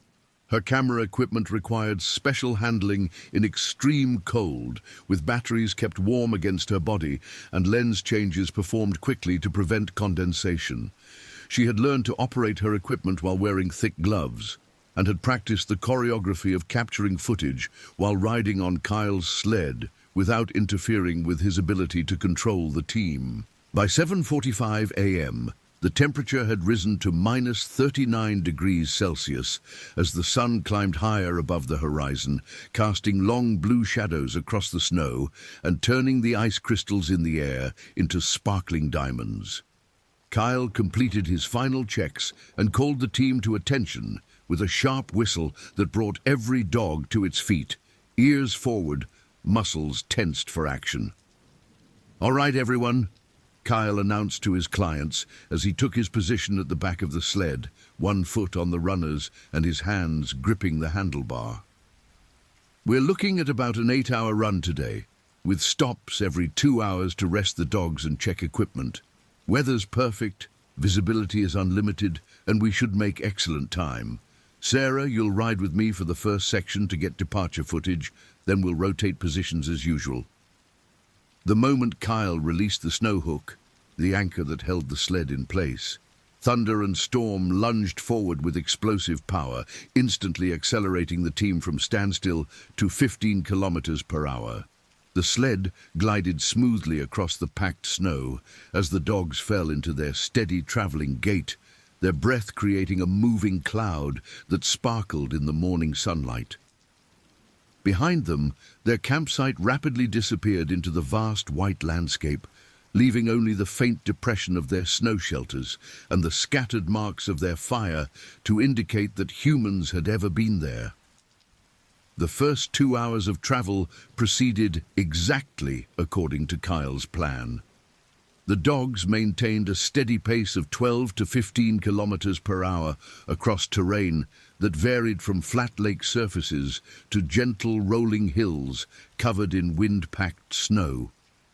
The temperature remained stable at -38 degrees Celsius, with virtually no wind, creating ideal conditions for both dogs and humans. Kyle's clients took turns riding on the sled, while the others jogged alongside or skied on lightweight touring skis that allowed them to keep pace with the team. Dr. Chen found herself mesmerized by the rhythmic motion of the dogs and the absolute silence of the landscape, broken only by the whisper of the sled runners and the soft panting of the working animals. For the first time in months, her mind was quiet, free from the constant replay of medical procedures and the weight of responsibility that followed her through every day at the hospital. The Arctic offered a kind of peace that she had never experienced, a sense of being completely present in the moment without the distractions of urban life. James Mitchell felt stronger and more alive than he had since his heart attack. The cold air filled his lungs cleanly, and his body responded to the physical demands of travel with an energy that reminded him of his younger years working in the oil fields. He had been afraid that his heart condition would limit his ability to participate fully in the expedition. But so far, he felt capable and confident. The landscape stirred something deep in his soul, a connection to the raw power and beauty of the natural world that his career in petroleum engineering had taken him away from. Sarah Whitehorse captured footage that exceeded her highest expectations. The clarity of the Arctic air allowed her camera to record details that would be impossible in more temperate climates, and the behavior of the dogs provided compelling material for her documentary. She interviewed Kyle as they traveled, recording his explanations of traditional mushing techniques and his observations about changes in ice conditions and wildlife patterns that he had noticed during his decades of Arctic travel.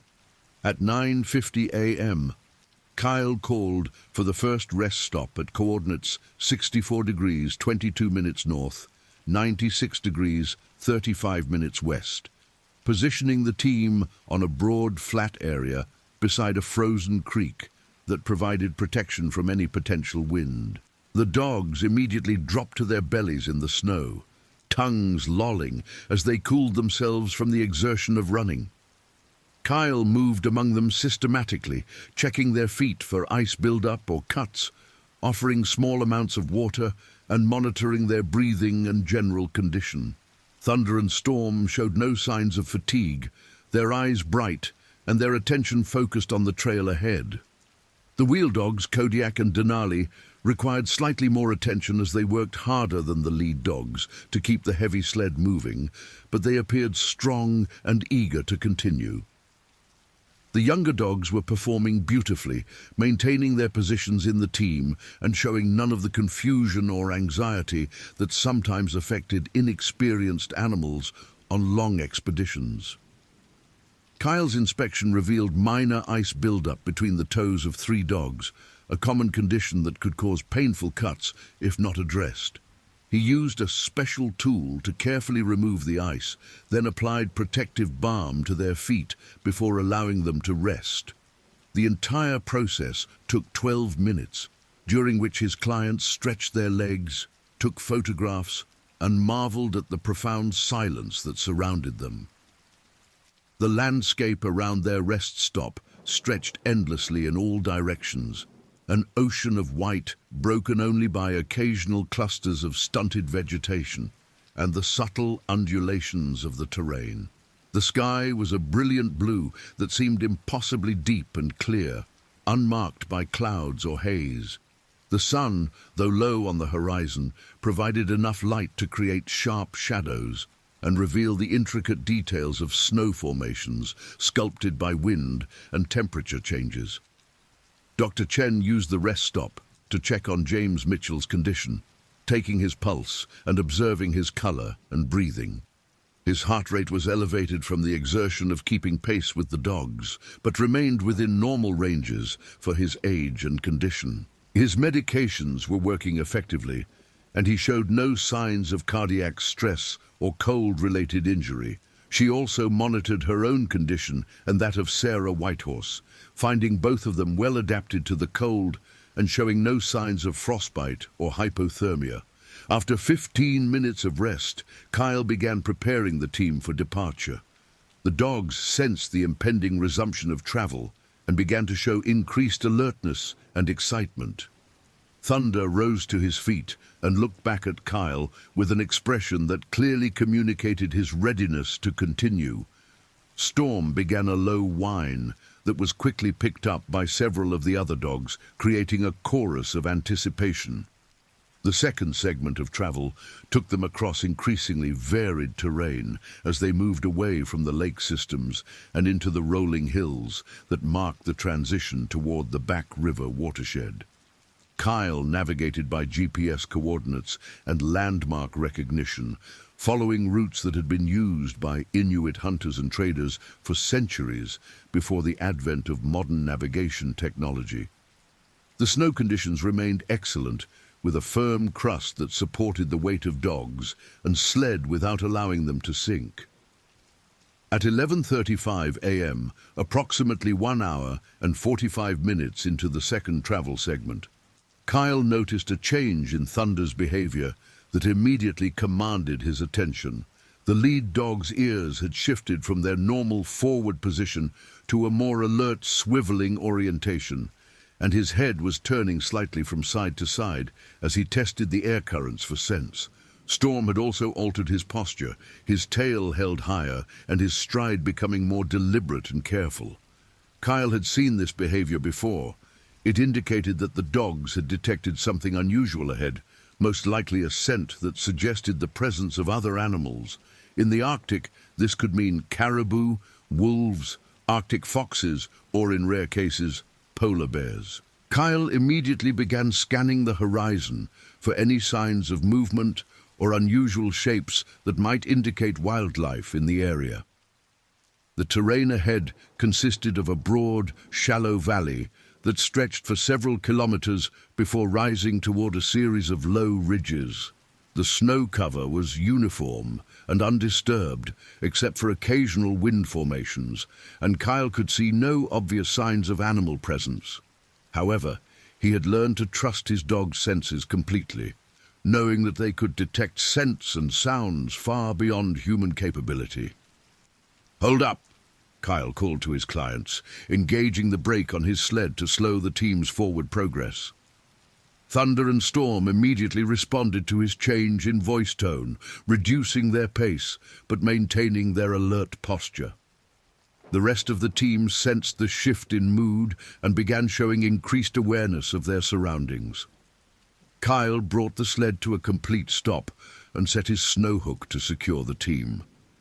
He pulled out his binoculars and began a systematic scan of the area ahead, looking for any signs of movement or unusual features that might explain the dog's behavior. The landscape appeared empty and peaceful, but Kyle's experience had taught him that appearances could be deceiving in the Arctic. Dr. Chen noticed the change in atmosphere immediately. "What's happening?" she asked, moving closer to Kyle's position at the back of the sled. "The dogs are telling me there's something ahead," Kyle replied, continuing his scan with the binoculars. "Could be caribou, could be wolves, could be nothing. But when Thunder and Storm act like this, I pay attention." James Mitchell and Sarah Whitehorse joined the group, both sensing the increased tension in Kyle's demeanor. Sarah immediately began filming, understanding that this could be an important moment for her documentary. The dogs remained alert but calm, their training and experience allowing them to wait patiently for Kyle's direction. Kyle lowered his binoculars and made a decision. "We're going to proceed, but slowly and carefully. I want everyone to stay close to the sled and keep your eyes open. In 37 years of doing this, I've learned that when the dogs tell you something's wrong, you listen." The team resumed travel at a reduced pace, with Kyle maintaining constant vigilance and the dogs showing continued alertness. Thunder and Storm led the team forward with careful, deliberate steps, their senses attuned to every detail of the environment around them. The rest of the dogs followed their lead, creating an atmosphere of controlled tension that spread to the human members of the expedition. At 11:52 a.m., approximately 17 minutes after first noticing the dogs' changed behavior, Kyle spotted movement on a ridge roughly 800 meters ahead and slightly to the left of their travel route. He immediately stopped the team again and raised his binoculars, focusing on the area where he had detected motion. What he saw through the lenses made his blood run cold. A massive polar bear, easily weighing over 500 kilograms, was moving along the ridge in a direction that would intersect their route. The bear appeared to be following a scent trail, its black nose close to the snow surface and its enormous head swinging from side to side as it tested the air currents. Even at this distance, Kyle could see the incredible size and power of the animal, its yellowish-white fur rippling over muscles that could crush a seal skull with a single blow. Kyle had encountered polar bears twice before in his career, both times at much greater distances and under circumstances that allowed for easy avoidance. This situation was different. The bear was already aware of their presence. Its body language suggested that it was actively investigating their scent trail, and its movement pattern indicated that it was moving to intercept rather than avoid them. "Polar bear," Kyle announced quietly, his voice carrying a tone of controlled urgency that immediately commanded everyone's attention. "Big one, on the ridge ahead. He's aware of us, and he's coming this way." The effect of this announcement on his clients was immediate and dramatic. Dr. Chen felt her heart rate spike as her medical training kicked in, her mind automatically cataloguing the potential injuries that could result from a bear attack and the limited treatment options available in their current location. James Mitchell felt a surge of adrenaline that made his recently repaired heart pound against his ribs, while simultaneously triggering his engineering mindset to analyze the tactical situation and available options. Sarah Whitehorse's filmmaker instincts took over, and she began recording while fighting the natural human urge to flee. Kyle's mind raced through the options available to them. They were approximately 47 kilometers from the nearest human settlement, with no possibility of outside assistance arriving in time to be of help. The terrain offered limited options for evasion. They were in an open valley with the bear positioned on higher ground that would give it both a tactical and speed advantage. The dogs were strong and fast, but a healthy polar bear could run at speeds up to 60 kilometers per hour across snow, significantly faster than even the best sled dog team. "What do we do?" Dr. Chen asked, her medical training helping her maintain composure despite the mortal danger they faced. Kyle was already reaching for his rifle, a Remington Model 700 chambered in .30-06 caliber that he had maintained in perfect condition throughout his career, but had never been forced to use against a polar bear. The weapon was loaded with 180-grain soft-point bullets, specifically chosen for their effectiveness against large Arctic predators. But Kyle knew that stopping a charging polar bear required perfect shot placement and nerves that remained steady under the most extreme pressure. "First priority is to not run," Kyle said, his voice calm despite the gravity of their situation. "Running triggers their predatory instincts, and we can't outrun a polar bear anyway. Second priority is to make ourselves look as large and intimidating as possible. Third priority is to hope he decides we're not worth the trouble." The bear had closed the distance to approximately 600 meters and was now clearly visible without binoculars. Its massive head was raised as it tested the air, and its small black eyes were focused in their direction. The animal moved with the fluid grace of a perfect predator, each step covering several meters despite the deep snow that would have slowed a human to a crawl. Kyle handed his binoculars to Dr. Chen while keeping his rifle ready, but not yet raised to shooting position. Watch him closely and tell me everything he does. I need to know if his body language changes, if he starts moving faster, if he shows any signs of aggressive behavior. Thunder and Storm had both turned to face the approaching bear, their hackles raised and their bodies tense with the kind of controlled aggression that domestic dogs showed when protecting their pack. The rest of the team had also become aware of the threat, and several of the younger dogs were whining with anxiety, while the more experienced animals maintained a watchful silence. Kyle began speaking to his dogs in the calm, authoritative voice that had guided them through thousands of kilometers of Arctic travel. "Easy, Thunder. Steady, Storm. Hold your positions."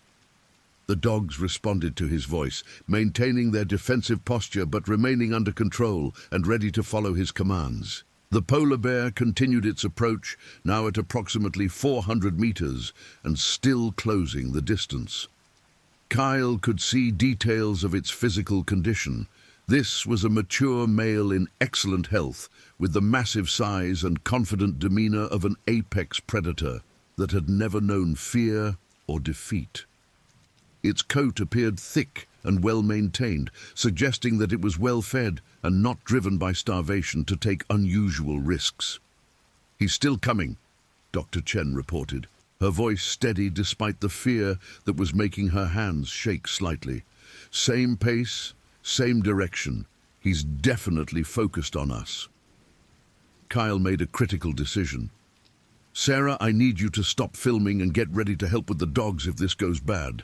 Miranda, stay close to James and be ready to treat injuries. James, can you handle a rifle?" "Yes," James replied immediately, his years of hunting experience in Alberta having given him familiarity with firearms. "Not as good as you, but I can shoot straight if needed."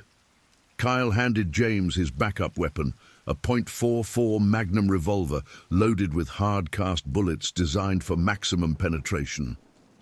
"This is only if the rifle doesn't stop him. Aim for the center of his chest and keep shooting until he drops." The bear was now at 300 meters, and its approach had shifted from investigation to deliberate stalking. Its head was lowered, and its movements had taken on the focused intensity of a predator that had identified prey and was moving in for the attack. Kyle could see the incredible power in its shoulders and haunches, muscles that could propel its massive bulk at terrifying speed when the moment came to charge. Kyle raised his rifle to shooting position, chambering around with a sharp click that caused several of the dogs to look back at him. The sound also had an effect on the polar bear, which stopped its forward progress and raised its head to stare directly at their group. For a moment that seemed to stretch into eternity, predator and prey faced each other across the frozen landscape, while the Arctic wind whispered between them. The bear's black eyes, small in proportion to its massive head but intelligent and calculating, fixed on Kyle's position. The animal's nose worked constantly, gathering information about these strange intruders in its territory. Kyle could see the bear's breath creating small clouds in the cold air, and he could imagine the powerful heartbeat that was driving blood through the animal's enormous body. At exactly 12:04 p.m., the polar bear made its decision. The attack began with terrifying speed and violence. The bear dropped its head and charged across the snow with a burst of acceleration that covered the remaining distance in seconds rather than minutes. Kyle had expected this moment, but was still shocked by the sheer power and speed of the animal's rush toward their position. The ground seemed to shake under the bear's pounding feet, and its roar of aggression echoed across the valley like thunder. Kyle fired his first shot when the bear was at 150 meters, aiming for the center of the animal's chest. The .306 rifle cracked like a whip in the cold air, and Kyle saw the bullet strike the bear's shoulder area, causing it to stumble slightly but not stopping its forward momentum. The bear's roar of pain and rage increased in volume, and its charge became even more focused and determined. Thunder and Storm lunged forward against their harnesses, their protective instincts overriding their training as they attempted to position themselves between the bear and the rest of the team. The entire dog team erupted into barking and snarling, creating a cacophony of sound that mixed with the bear's roaring and the crack of Kyle's rifle as he fired his second shot. The second bullet struck the bear in the chest, closer to its heart, but the animal's momentum and adrenaline carried it forward despite the mortal wound. Kyle worked the bolt of his rifle with practiced speed, ejecting the spent cartridge and chambering a third round while the bear closed the distance to less than 50 meters. Dr. Chen watched in horror as the massive predator bore down on them, her medical mind automatically calculating the devastating injuries that would result from contact with the bear's claws and teeth. James Mitchell raised the .44 Magnum with steady hands, waiting for Kyle's command to begin firing. Sarah Whitehorse continued filming despite her terror, capturing footage that would later serve as crucial evidence in the investigation of what followed. Kyle's third shot struck the bear in the head, just above its left eye, and the animal finally collapsed into the snow less than 20 meters from the front of the dog team. The sudden silence that followed the bear's death was broken only by the panting of the dogs and the sound of Kyle working the bolt of his rifle to chamber a fourth round, ensuring that the threat was truly ended. Thunder and Storm stood with their hackles raised, staring at the motionless form of the polar bear, while the rest of the team gradually calmed down from their state of high alert. Kyle approached the dead animal carefully, his rifle ready and his finger on the trigger, knowing that wounded bears had been known to make final desperate attacks, even when apparently dead. The polar bear lay still in the snow, its massive form creating a depression in the white surface. Kyle estimated its weight at well over 500 kilograms, making it one of the largest polar bears he had ever seen. 3 bullet wounds were visible in its thick hide, and a significant amount of blood had stained the snow around its body. The animal's eyes were open but showing no signs of life, and its breathing had completely stopped. Kyle checked his watch. 12:07 p.m. The entire attack, from the bear's first charge to its death, had lasted approximately 3 minutes, but the adrenaline flooding through everyone's systems made it feel like it had taken much longer. Kyle's hands were shaking slightly from the after effects of the life-or-death encounter, and he could see similar reactions in his clients. "Is everyone all right?" Kyle asked, conducting a quick visual inspection of his team and his clients. The dogs appeared unharmed, but were still showing signs of stress from the encounter. Thunder and Storm were panting heavily, their eyes bright with the after effects of adrenaline. Several of the younger dogs were whining softly, seeking reassurance from their human companions. Dr. Chen immediately went into medical assessment mode, checking James Mitchell's pulse and color to ensure that the stress of the encounter had not triggered any cardiac complications. "James is stable," she reported after a quick examination. "Heart rate elevated but within acceptable ranges. No signs of acute distress." Sarah Whitehorse was reviewing the footage she had captured, her hands shaking as she operated the camera controls. "I got most of it," she said, her voice trembling slightly. "From the charge, to the shots, to when it went down." Kyle began the grim task of securing the area and determining their next course of action. The dead polar bear represented both a resolved threat and a significant complication for their expedition. Polar bears were protected under both Canadian and international law, and the killing of one, even in self-defense, would require extensive documentation and investigation by wildlife authorities. Using his satellite communicator, Kyle composed an emergency message to Jennifer Martinez in Whitehorse. "Polar bear attack at 64 degrees 26 minutes north, 96 degrees 28 minutes west. Bear killed in self-defense. All team members unharmed, continuing to safe location before full report." The response came back within 5 minutes. Message received notifying RCMP and wildlife authorities. Document everything. Maintain position if safe to do so. Kyle knew that leaving the scene would complicate the investigation, but their current position left them exposed to potential attacks from other bears that might be attracted by the scent of blood. The dead bear would also attract scavengers like Arctic foxes and ravens, and possibly wolves, creating additional hazards for the expedition team. After careful consideration of their options, Kyle made the decision to continue traveling to a more defensible position before making camp and conducting the thorough documentation that would be required by the authorities.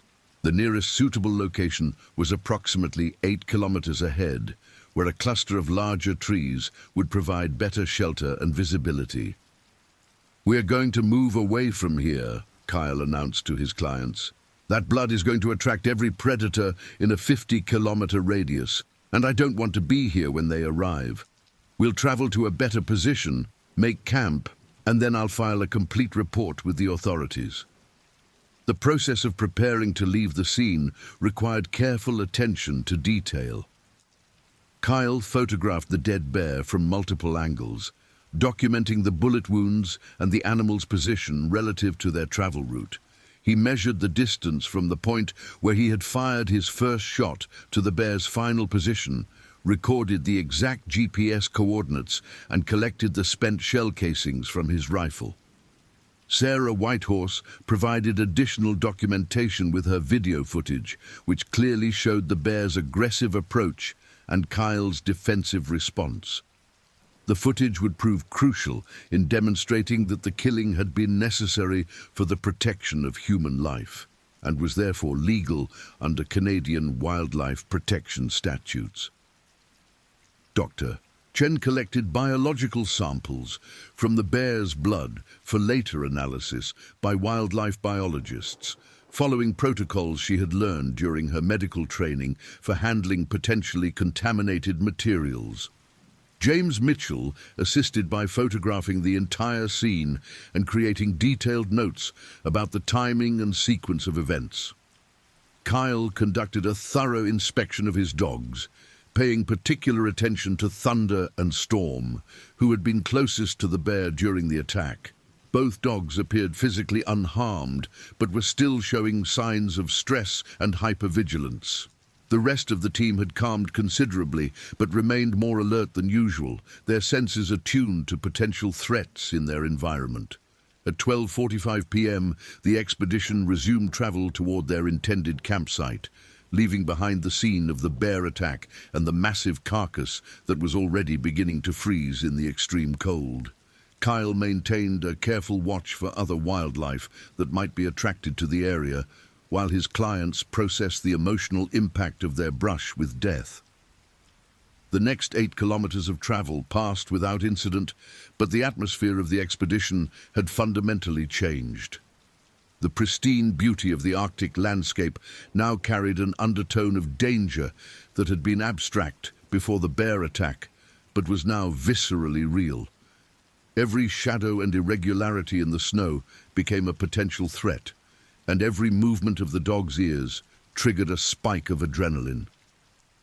Kyle's experience allowed him to maintain focus on the practical demands of travel and navigation, but he was acutely aware of how the encounter had affected his clients. Dr. Chen was dealing with the psychological impact by focusing on medical protocols and emergency preparedness, her training providing a framework for processing the trauma. James Mitchell was experiencing a complex mixture of exhilaration at having survived and anxiety about potential future encounters. Sarah Whitehorse was wrestling with the ethical implications of filming such a violent encounter and the responsibility that came with possessing footage of a polar bear's death. At 1:30 p.m., they reached the campsite Kyle had selected, a grove of mature spruce trees beside a frozen creek that provided excellent visibility in all directions while offering some protection from wind and weather. The trees were large enough to climb if necessary, providing potential escape routes in case of another bear encounter. The site also offered good drainage and several sources of fresh water once the ice was broken. Kyle began the process of establishing their camp, with even more attention to security than usual. The dog lines were positioned to provide maximum early warning of approaching wildlife, and each dog's position was carefully chosen to allow for quick release and deployment if another defensive situation arose. The human shelter was positioned to provide clear fields of fire in all directions, and Kyle placed his rifle and ammunition within easy reach of his sleeping area. As Kyle worked, he maintained constant communication with Jennifer Martinez, providing detailed updates on their position, condition, and plans. The authorities in Baker Lake were already beginning to organize an investigation team that would travel to the scene of the bear attack. Though the remote location and extreme weather conditions would delay their arrival for several days. Dr. Chen conducted a more thorough medical examination of all team members, looking for signs of delayed stress reactions or injuries that might have been missed during the immediate aftermath of the attack.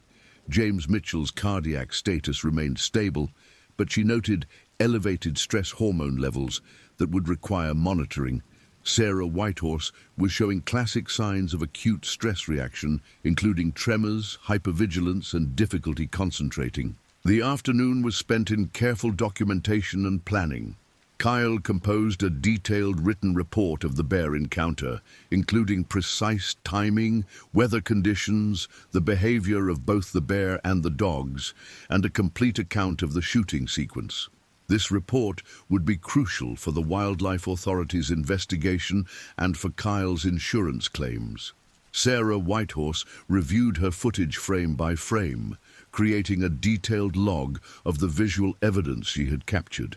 The video clearly showed the bear's aggressive approach, Kyle's defensive response, and the justifiable nature of the shooting. However, the graphic nature of the footage raised questions about its potential use in her documentary and the ethics of profiting from such a violent encounter.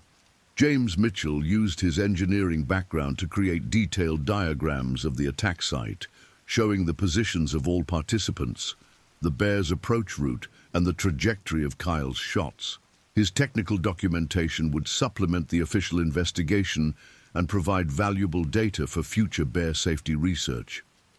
As evening approached, Kyle made the difficult decision to continue the expedition rather than return to Baker Lake. The bear attack had occurred nearly halfway through their planned route, and returning would require crossing the same dangerous territory they had just survived. Moving forward toward Gladman Point would take them through different terrain with potentially lower bear densities. The decision was complicated by his responsibility to his clients and their varying levels of comfort with continuing the expedition. Dr. Chen, despite her fear, felt that returning would mean allowing the bear to defeat them psychologically. James Mitchell was determined to complete the journey he had planned as part of his recovery from his heart attack. Sarah Whitehorse needed to reach Gladman Point to complete the interviews she had planned with Inuit elders about traditional hunting grounds. That evening's camp routine proceeded under a cloud of heightened security awareness. Kyle posted a formal watch schedule for the first time in his career, with one person remaining awake and alert at all times throughout the night.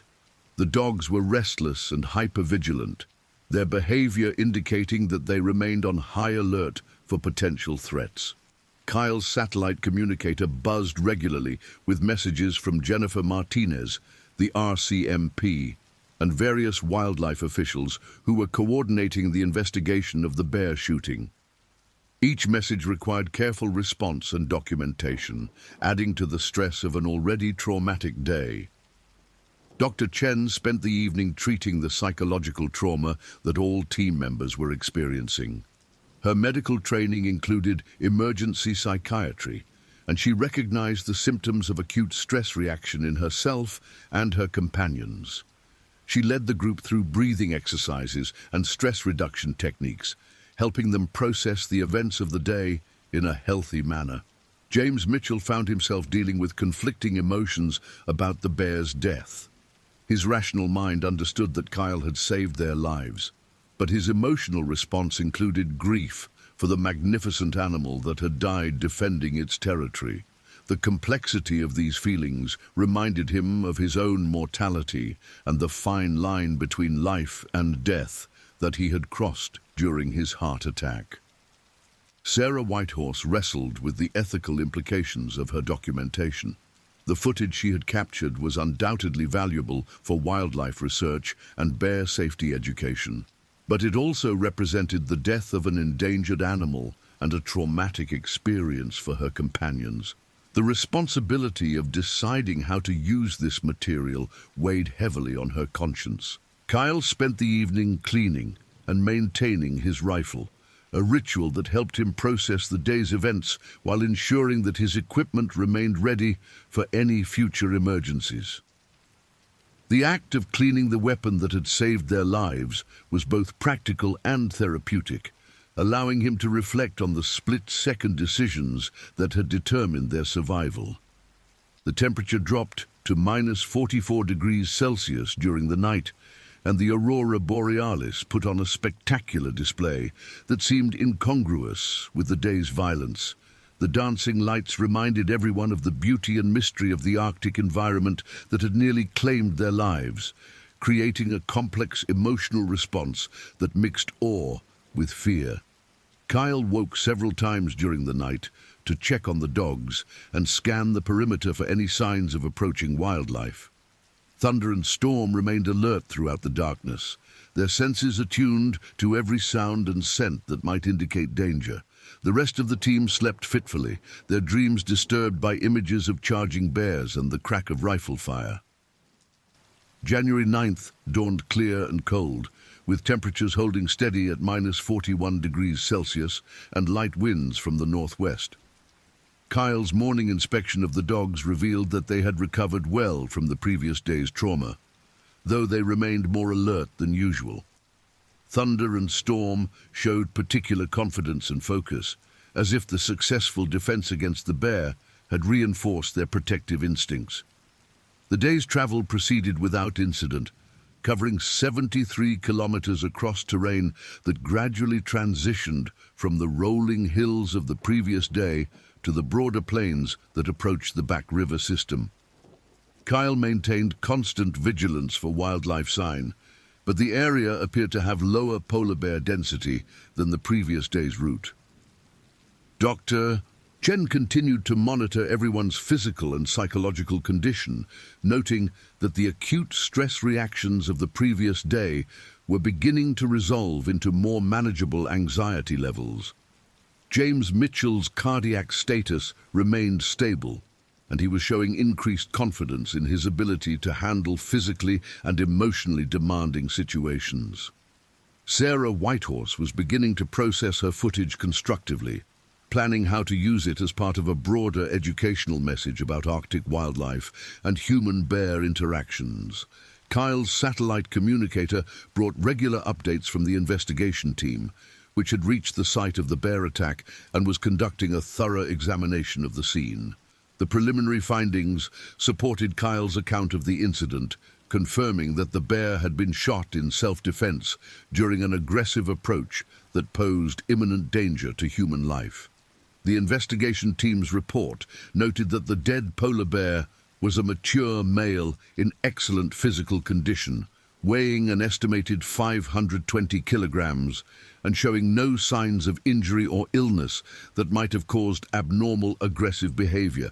The bear's stomach contents revealed recent feeding on seal, indicating that hunger was not a factor in its decision to approach the expedition team. Wildlife biologists examining the scene concluded that the bear's behavior was consistent with territorial defense rather than predatory stalking, suggesting that the expedition had inadvertently entered an area that the bear considered its hunting ground. This finding was important for Kyle's legal defense, as it demonstrated that the encounter was unavoidable given the bear's aggressive response to human presence in its territory. The investigation team also recovered Kyle's bullets from the bear's carcass, confirming the accuracy of his shooting and the necessity of multiple shots to stop the charging animal. Ballistics analysis showed that all 3 shots had struck vital areas, with the final shot to the head providing the immediate incapacitation that ended the threat. On January 10th, the expedition received official notification that the investigation had concluded with a finding of justified self-defense. Kyle would face no criminal charges for the bear's death, though he would be required to complete additional paperwork for wildlife authorities and participate in a formal debriefing process when the expedition concluded. This news provided significant relief to all team members, removing the legal uncertainty that had been hanging over their journey. Kyle felt vindicated in his split-second decision to use lethal force, while his clients gained confidence that they had participated in a legally and ethically defensible response to a life-threatening situation. The expedition continued toward Gladman Point over the following days, with Kyle maintaining heightened security protocols and his clients gradually adjusting to the reality of traveling in an environment where death could arrive without warning. The dogs continued to perform magnificently, their loyalty and courage during the bear attack having deepened the bond between animals and humans. Dr. Chen found that the experience had changed her perspective on her medical practice, giving her a deeper appreciation for the fragility of life and the importance of making split-second decisions under extreme pressure. The skills she had learned in trauma medicine proved applicable to wilderness survival, and she began considering ways to incorporate outdoor adventure into her future life plans. James Mitchell discovered that surviving the bear attack had given him a new perspective on his heart attack and recovery. The immediate visceral threat of the charging bear made his cardiac condition seem manageable by comparison, and he found himself feeling more confident about his health and his ability to handle physical challenges. Sarah Whitehorse continued to struggle with the ethical implications of her footage, ultimately deciding to use it as part of an educational documentary about polar bear conservation and human-wildlife conflict. The footage would serve as a powerful reminder of the realities of Arctic life and the importance of respecting the dangerous animals that call the region home. The expedition reached Gladman Point on January 17th, completing their planned route. Despite the dramatic interruption of the bear attack, the abandoned Diu Line Station stood as a stark reminder of human presence in the Arctic during the Cold War, its concrete structures slowly being reclaimed by the harsh environment. Kyle's clients spent their final days in the Arctic, completing their individual projects. Dr. Chen conducted medical interviews with Kyle about the physical demands of long-distance mushing and the health challenges of Arctic travel. James Mitchell photographed the industrial remains of the DW Line Station and reflected on the environmental impact of human activity in pristine wilderness areas. Sarah Whitehorse interviewed Kyle extensively about traditional mushing techniques and the changes he had observed in Arctic wildlife populations during his career. The return journey to Baker Lake proceeded without incident, though Kyle maintained the heightened security protocols he had established after the bear attack. The dogs performed exceptionally well, their confidence and teamwork having been strengthened by their successful defense of the expedition. Thunder and Storm had emerged as true leaders, their protective instincts and courage under pressure marking them as exceptional examples of their breed. Upon returning to civilization, Kyle and his clients were debriefed extensively by RCMP officers, wildlife officials, and insurance investigators. Sarah Whitehorse's footage provided crucial evidence that supported all aspects of Kyle's account, demonstrating clearly that the bear shooting had been necessary for the protection of human life. The media coverage of the bear attack was extensive, with Kyle's expedition being featured in national news stories about human-wildlife conflict in the Arctic. The footage captured by Sarah Whitehorse was broadcast widely, though she maintained editorial control to ensure that it was presented in an educational context rather than as sensational entertainment. Dr. Chen returned to her position at Toronto General Hospital with a renewed appreciation for her work and a clearer perspective on the life and death decisions she faced daily. The Arctic experience had helped her process the trauma of losing her young patient, giving her a new framework for understanding that sometimes death occurs despite the best efforts of those trying to prevent it. James Mitchell used his Arctic experience as inspiration for a complete lifestyle change, retiring early from petroleum engineering and establishing a wilderness adventure company that specialized in helping cardiac recovery patients safely experience outdoor challenges. His heart condition remained stable, and his doctors credited his positive attitude and active lifestyle with contributing to his continued good health. Sarah Whitehorse completed her documentary about Arctic wildlife and traditional Inuit culture, with the bear attack footage serving as a powerful climax that illustrated the real dangers faced by people living and traveling in polar bear habitat. The film was broadcast internationally and helped raise awareness about climate change impacts on Arctic ecosystems. Kyle continued operating Midnight Sun expeditions, though he implemented additional safety protocols based on his experience with the polar bear attack. He began carrying a backup rifle and installed emergency shelter systems that could be deployed more rapidly in case of wildlife encounters. His reputation as a skilled guide was enhanced rather than damaged by the incident, as clients recognized his ability to handle life-threatening situations with competence and calm decision-making. Thunder and Storm became legendary among mushing enthusiasts for their courage during the bear attack, and Kyle received numerous requests from other mushers who wanted to breed their dogs to his exceptional lead team. The entire dog team continued to perform at the highest levels, their bond with Kyle strengthened by their shared experience of survival under extreme conditions. The investigation into the bear attack ultimately concluded that all parties had acted appropriately given the circumstances. Kyle's decision to carry a rifle and his marksmanship skills had prevented what could have been a catastrophic loss of human life. The bear's behavior was determined to be normal territorial defense rather than unusual aggression, meaning that similar encounters remained a possibility for future Arctic travelers. Wildlife biologists used the incident as a case study for improving bear safety protocols and education programs. Kyle's detailed documentation and Sarah Whitehorse's footage provided valuable data about polar bear behavior during aggressive encounters, contributing to scientific understanding of human-wildlife conflict in Arctic environments.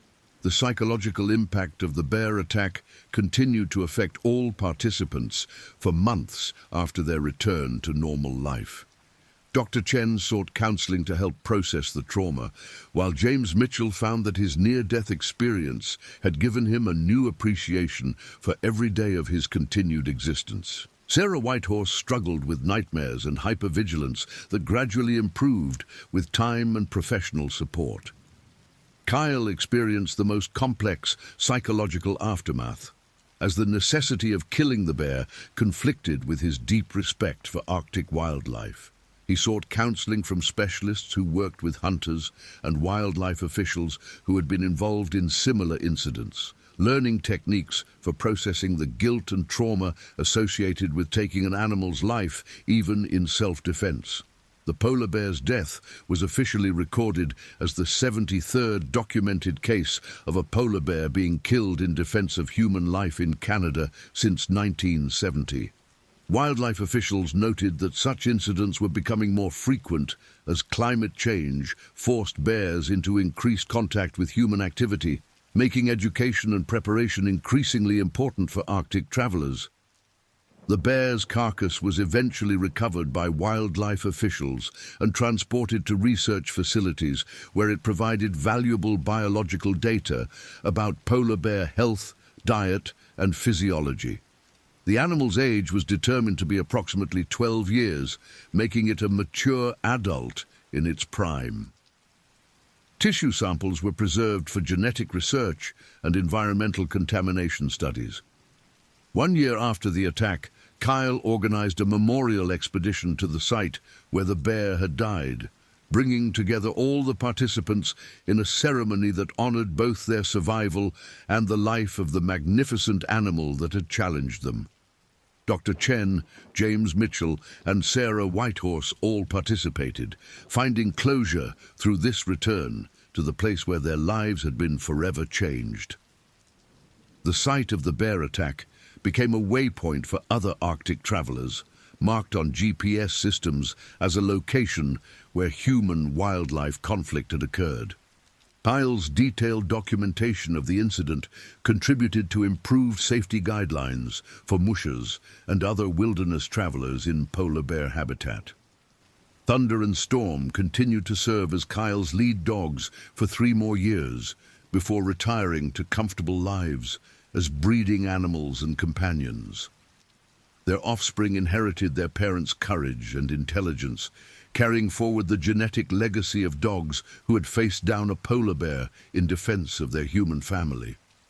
The story of the polar bear attack became part of Arctic folklore, told around campfires and in outdoor adventure communities as an example of how preparation, skill, and teamwork could overcome even the most dangerous wilderness encounters. Kyle's calm decision-making under extreme pressure became a model for crisis management in life-threatening situations.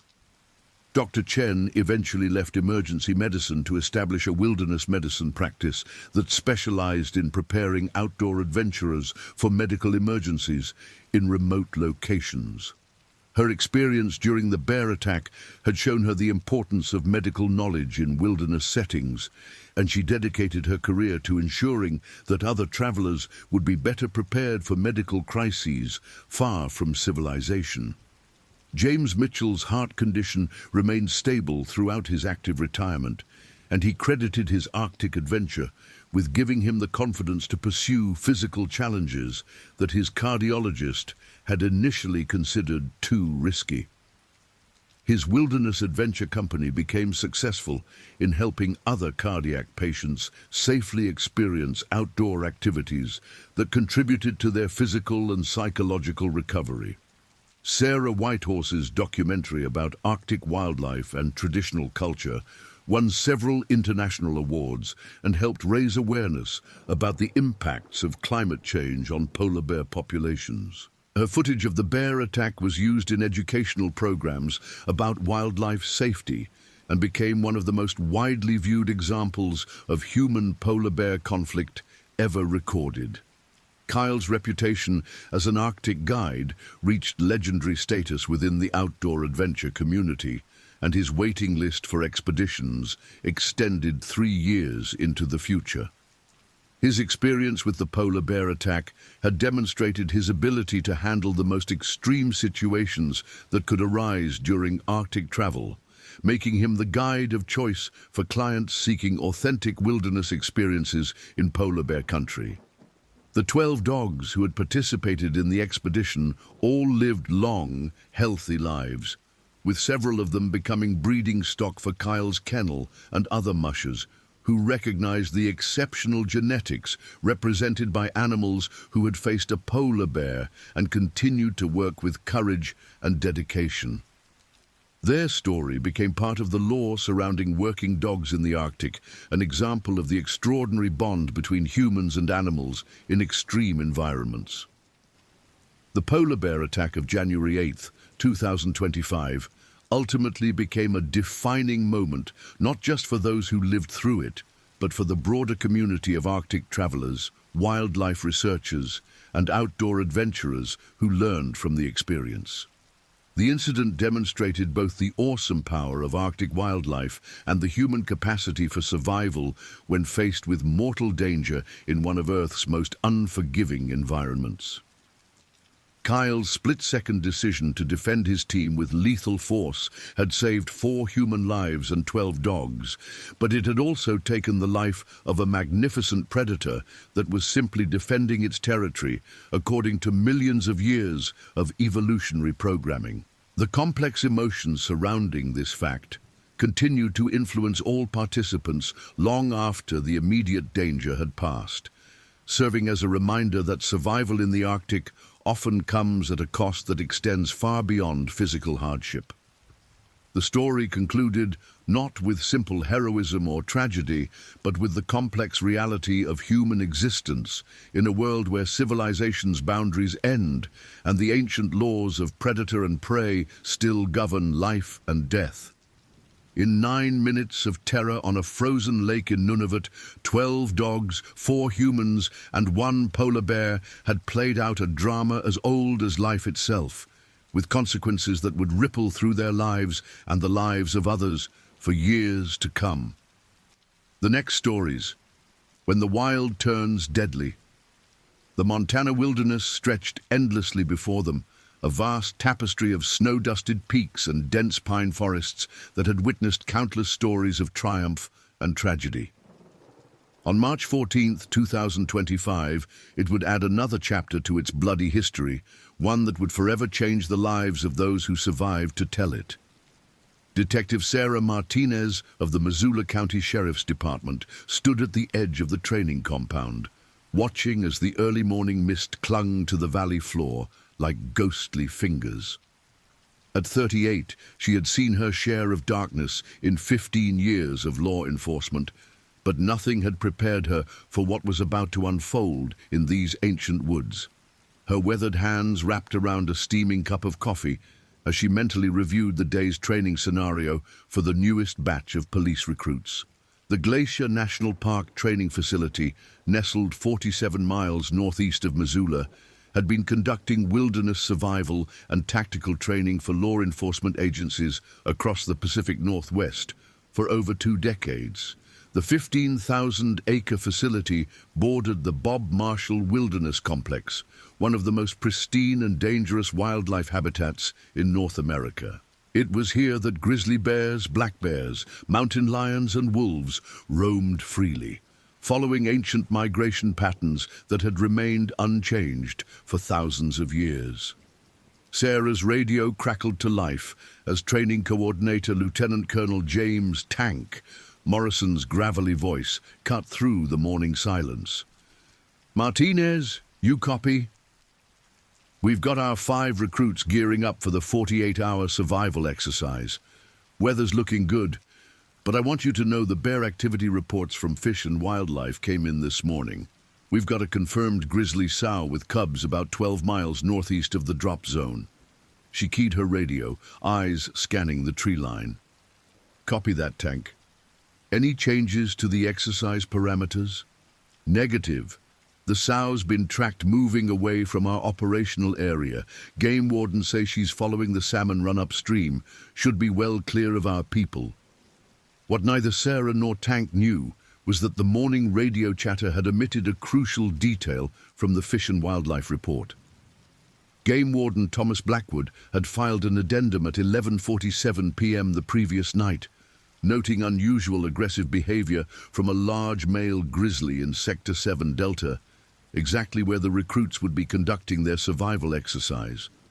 The bear, estimated at over 600 pounds and standing nearly 9 feet tall on its hind legs, had been displaying territorial behavior far from its normal range. Blackwood's report, buried in bureaucratic shuffle, would not reach the training facility until it was far too late. The 5 recruits selected for this advanced wilderness survival training represented the best of their respective academies. Each had excelled in physical fitness, tactical scenarios, and psychological evaluations. They were the future of law enforcement in Montana, young men and women who had chosen to serve and protect despite the dangers inherent in such a calling. John Michael Keller, 26 years old, stood 6 feet 2 inches tall, with the broad shoulders of a former college linebacker. Born and raised in Billings, he had grown up hunting and fishing with his father, retired Army Sergeant Major William Keller, who had instilled in him both respect for nature and an understanding of its dangers. John's childhood was spent in the Montana backcountry, learning to track deer, identify edible plants, and navigate by the stars.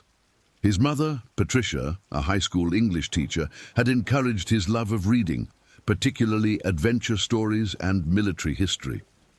John had graduated summa cum laude from Montana State University with a degree in criminal justice, but it was his practical outdoor skills that had earned him a spot in this elite training program. His academy instructors noted his natural leadership abilities and calm demeanor under pressure. In his personal life, John was engaged to elementary school teacher Rebecca Morrison, the daughter of Lieutenant Colonel Morrison, though the couple had agreed to delay their wedding until after John completed his probationary period with the Missoula Police Department. Frank Joseph Adams represented a different kind of recruit.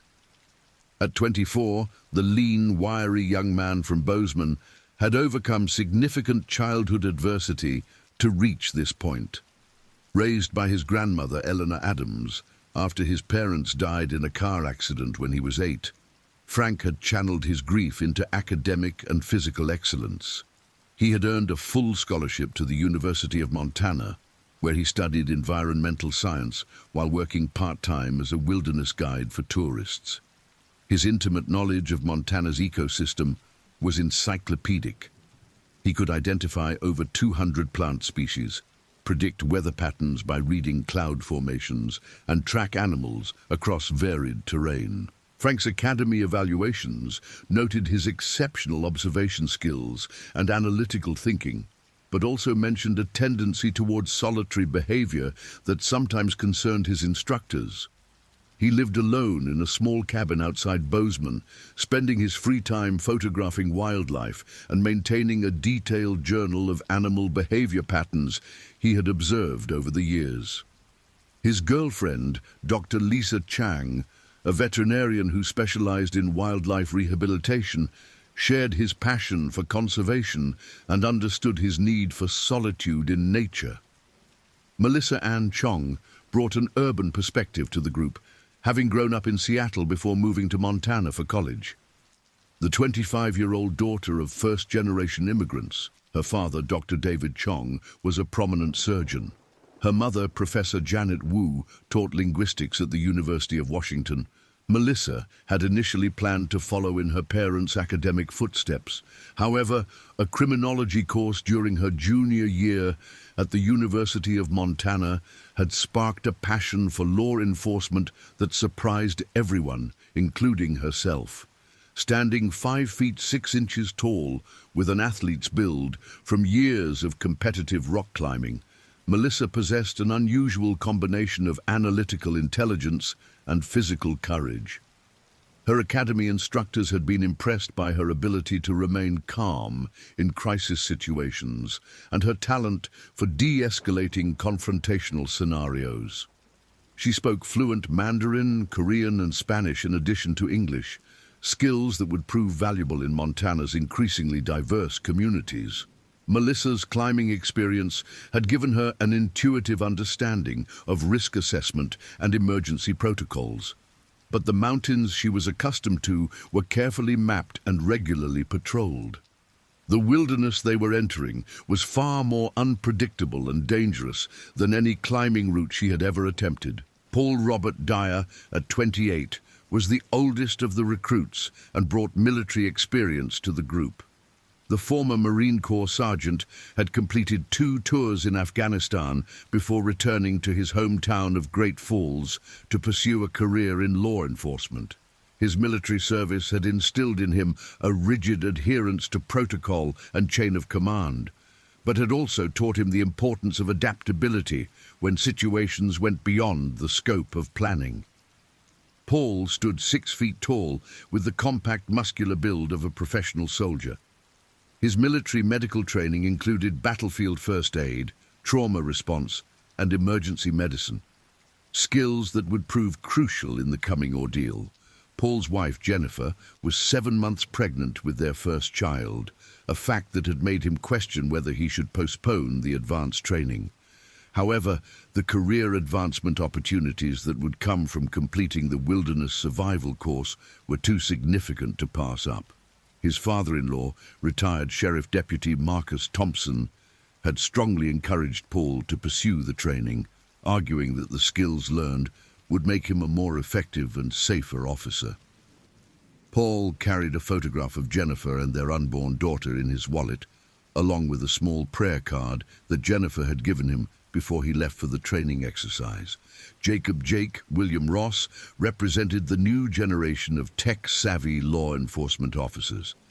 At 23, he was the youngest member of the group and had grown up in Missoula, making him the only local recruit in the cohort. Jake's father, retired Montana Highway Patrol officer Robert Ross, had initially opposed his son's career choice, having seen too many good officers broken by the stress and trauma of the job. However, Jake's mother, high school guidance counselor Mary Ross, had supported their son's decision, recognizing that his desire to serve came from a genuine place of wanting to help others.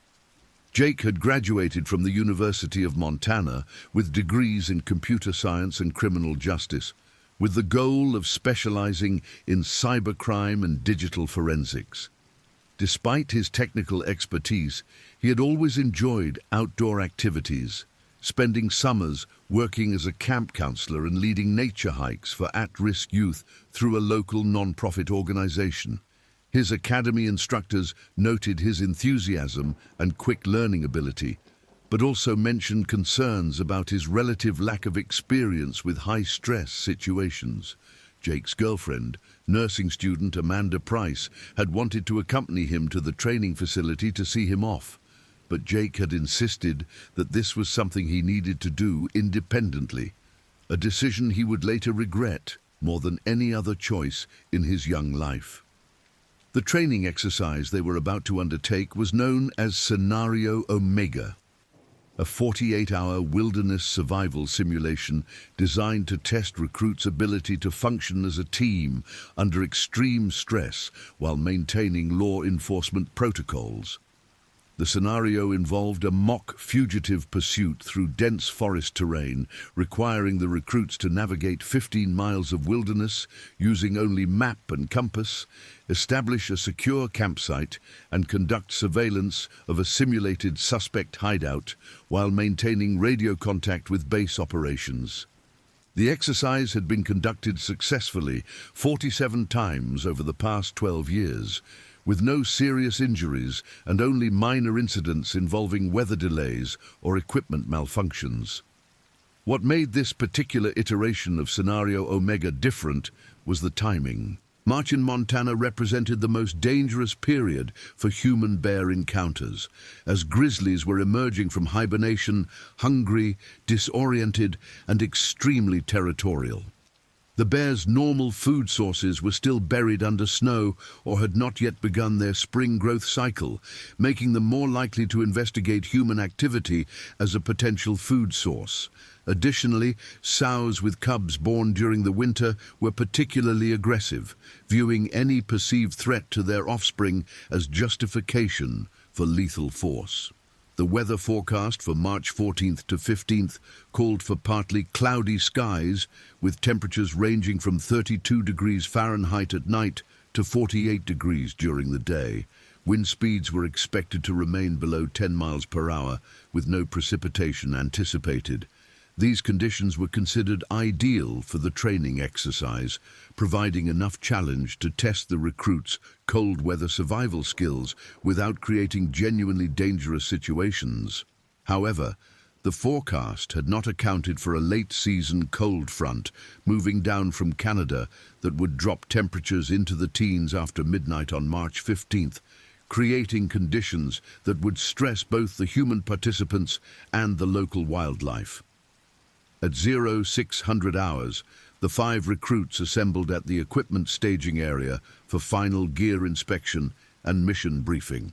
Each carried a standard law enforcement wilderness survival kit that included a sleeping bag rated to 20 degrees below zero, a small tent, water purification tablets, emergency rations for 3 days, a first aid kit, flares, a whistle, rope, a tactical knife, and a handheld GPS unit. They were also equipped with radio communication devices with an effective range of 12 miles in optimal conditions, though the dense forest canopy and mountainous terrain would significantly reduce this range in many areas. Training supervisor, Captain Rebecca Stone, a 20-year veteran of the Montana Fish, Wildlife and Park Service, conducted the final safety briefing. At 45, she had personally overseen hundreds of wilderness training exercises and prided herself on maintaining a perfect safety record. Her weather-beaten face reflected decades of outdoor experience, and her calm, authoritative manner instilled confidence in even the most nervous recruits. "Listen up, people," Captain Stone began, her voice carrying easily across the staging area. "You're about to enter some of the most beautiful and dangerous wilderness in North America. The Bob Marshall Complex covers over 1 million acres of pristine habitat that's home to grizzly bears, black bears, mountain lions, wolves, and every other predator that calls Montana home. Your mission parameters are straightforward, but the environment will test every skill you've learned in academy training." She gestured toward a large topographical map mounted on an easel beside the equipment table. "Your insertion point is here, at coordinates 47.2347 north, 113.6892 west. That's a small clearing about 8 miles northeast of base camp, accessible only by foot or helicopter. You'll hike to your objective, establish a surveillance position overlooking Willow Creek, and maintain observation of the target structure for 12 hours before beginning your extraction to the pickup point here."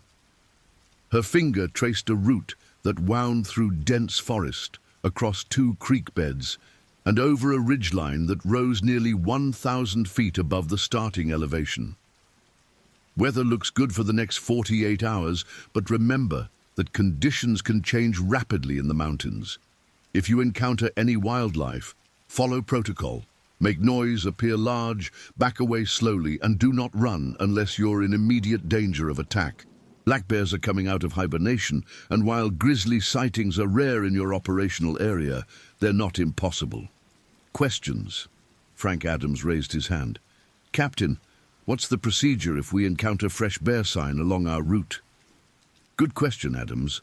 Fresh tracks, scat, or claw marks mean you document the location, radio it into base camp, and continue your mission unless you have visual contact with the animal.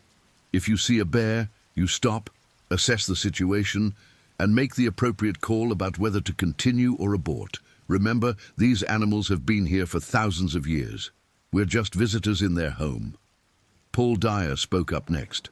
"Ma'am, what's our contingency if someone gets injured?" "Each of you carries emergency flares and a GPS beacon. In case of serious injury, you activate the beacon and fire a flare. We can have a helicopter on site within 90 minutes in good weather, longer if conditions deteriorate. Your first aid training should handle anything short of life-threatening trauma." Jake Ross, nervousness evident in his voice, asked, "How often do these exercises encounter actual dangerous wildlife?" Captain Stone smiled reassuringly. "In 12 years of running this program, we've had exactly 3 encounters with potentially dangerous animals. 2 black bears that moved off as soon as they detected human presence, and 1 mountain lion sighting at over 200 yards. The animals generally avoid humans unless they're defending territory or cubs. Follow your training, stay together as a team, and you'll be fine."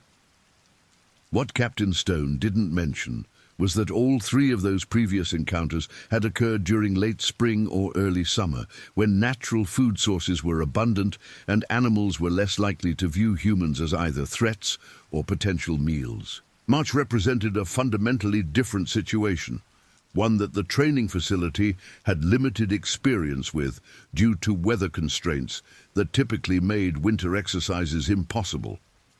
At 0730 hours, the 5 recruits loaded into a military surplus Humvee for transport to the insertion point.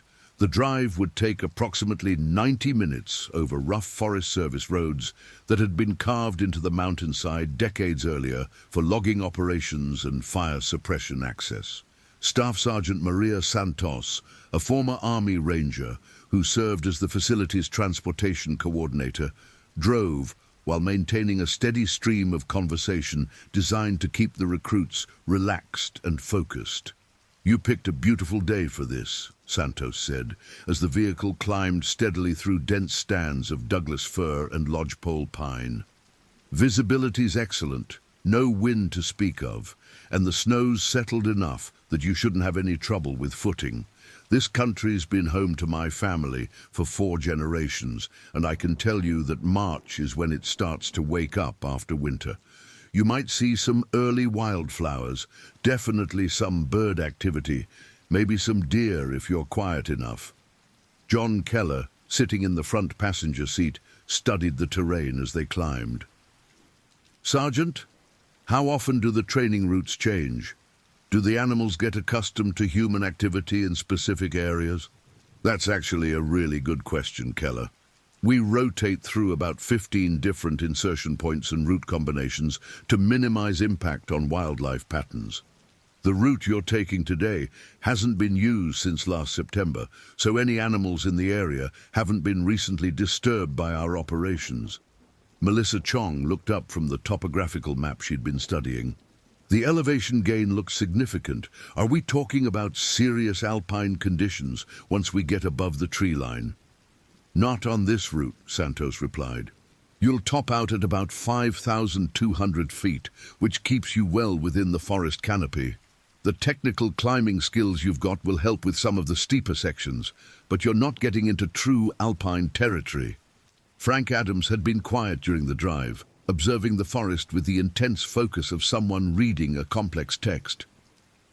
"I'm seeing a lot of bear claw marks on the trees," he said finally. "Some of them look pretty fresh." Santos glanced in the rearview mirror. "Good eye, Adams. This is prime bear habitat, no question about it. But remember, claw marks can look fresh for months depending on weather conditions.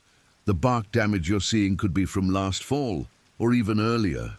What Frank had actually observed, but didn't want to alarm the others by mentioning, were several trees with claw marks that showed clear signs of recent bark peeling and sap weeping, indicators that suggested bear activity within the past few weeks. His experience as a wilderness guide had taught him to read these signs with greater accuracy than most people, including some law enforcement trainers who had less specialized knowledge of animal behavior.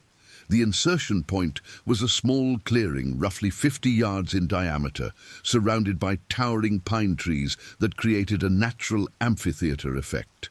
A small stream ran along the eastern edge of the clearing, providing fresh water and creating a pleasant background sound that masked more distant forest noises. The clearing had been used as a base camp by various groups over the years, evidenced by several fire rings constructed from local stones and a few pieces of deadfall that had been arranged as makeshift seating. As the recruits unloaded their gear and conducted final equipment checks, Staff Sergeant Santos reviewed the communication protocols one more time. "Radio check every 4 hours, starting at 1200 hours. If we don't hear from you at your scheduled check-in, we initiate contact procedures. If we can't raise you after 30 minutes, we start moving assets toward your last known position." The handheld radios they carried operated on encrypted law enforcement frequencies and had theoretical ranges of up to 15 miles in optimal conditions. However, the dense forest canopy, mountainous terrain, and seasonal atmospheric conditions would significantly reduce their effective range. In practice, reliable communication would be limited to perhaps 8 miles under ideal circumstances, and could be reduced to as little as 2 miles in areas with heavy tree cover or unusual topography. Paul Dyer conducted a final inventory of the group's medical supplies, ensuring that each member carried individual first aid kits, while the group medical supplies were distributed among the team to prevent total loss if someone became separated.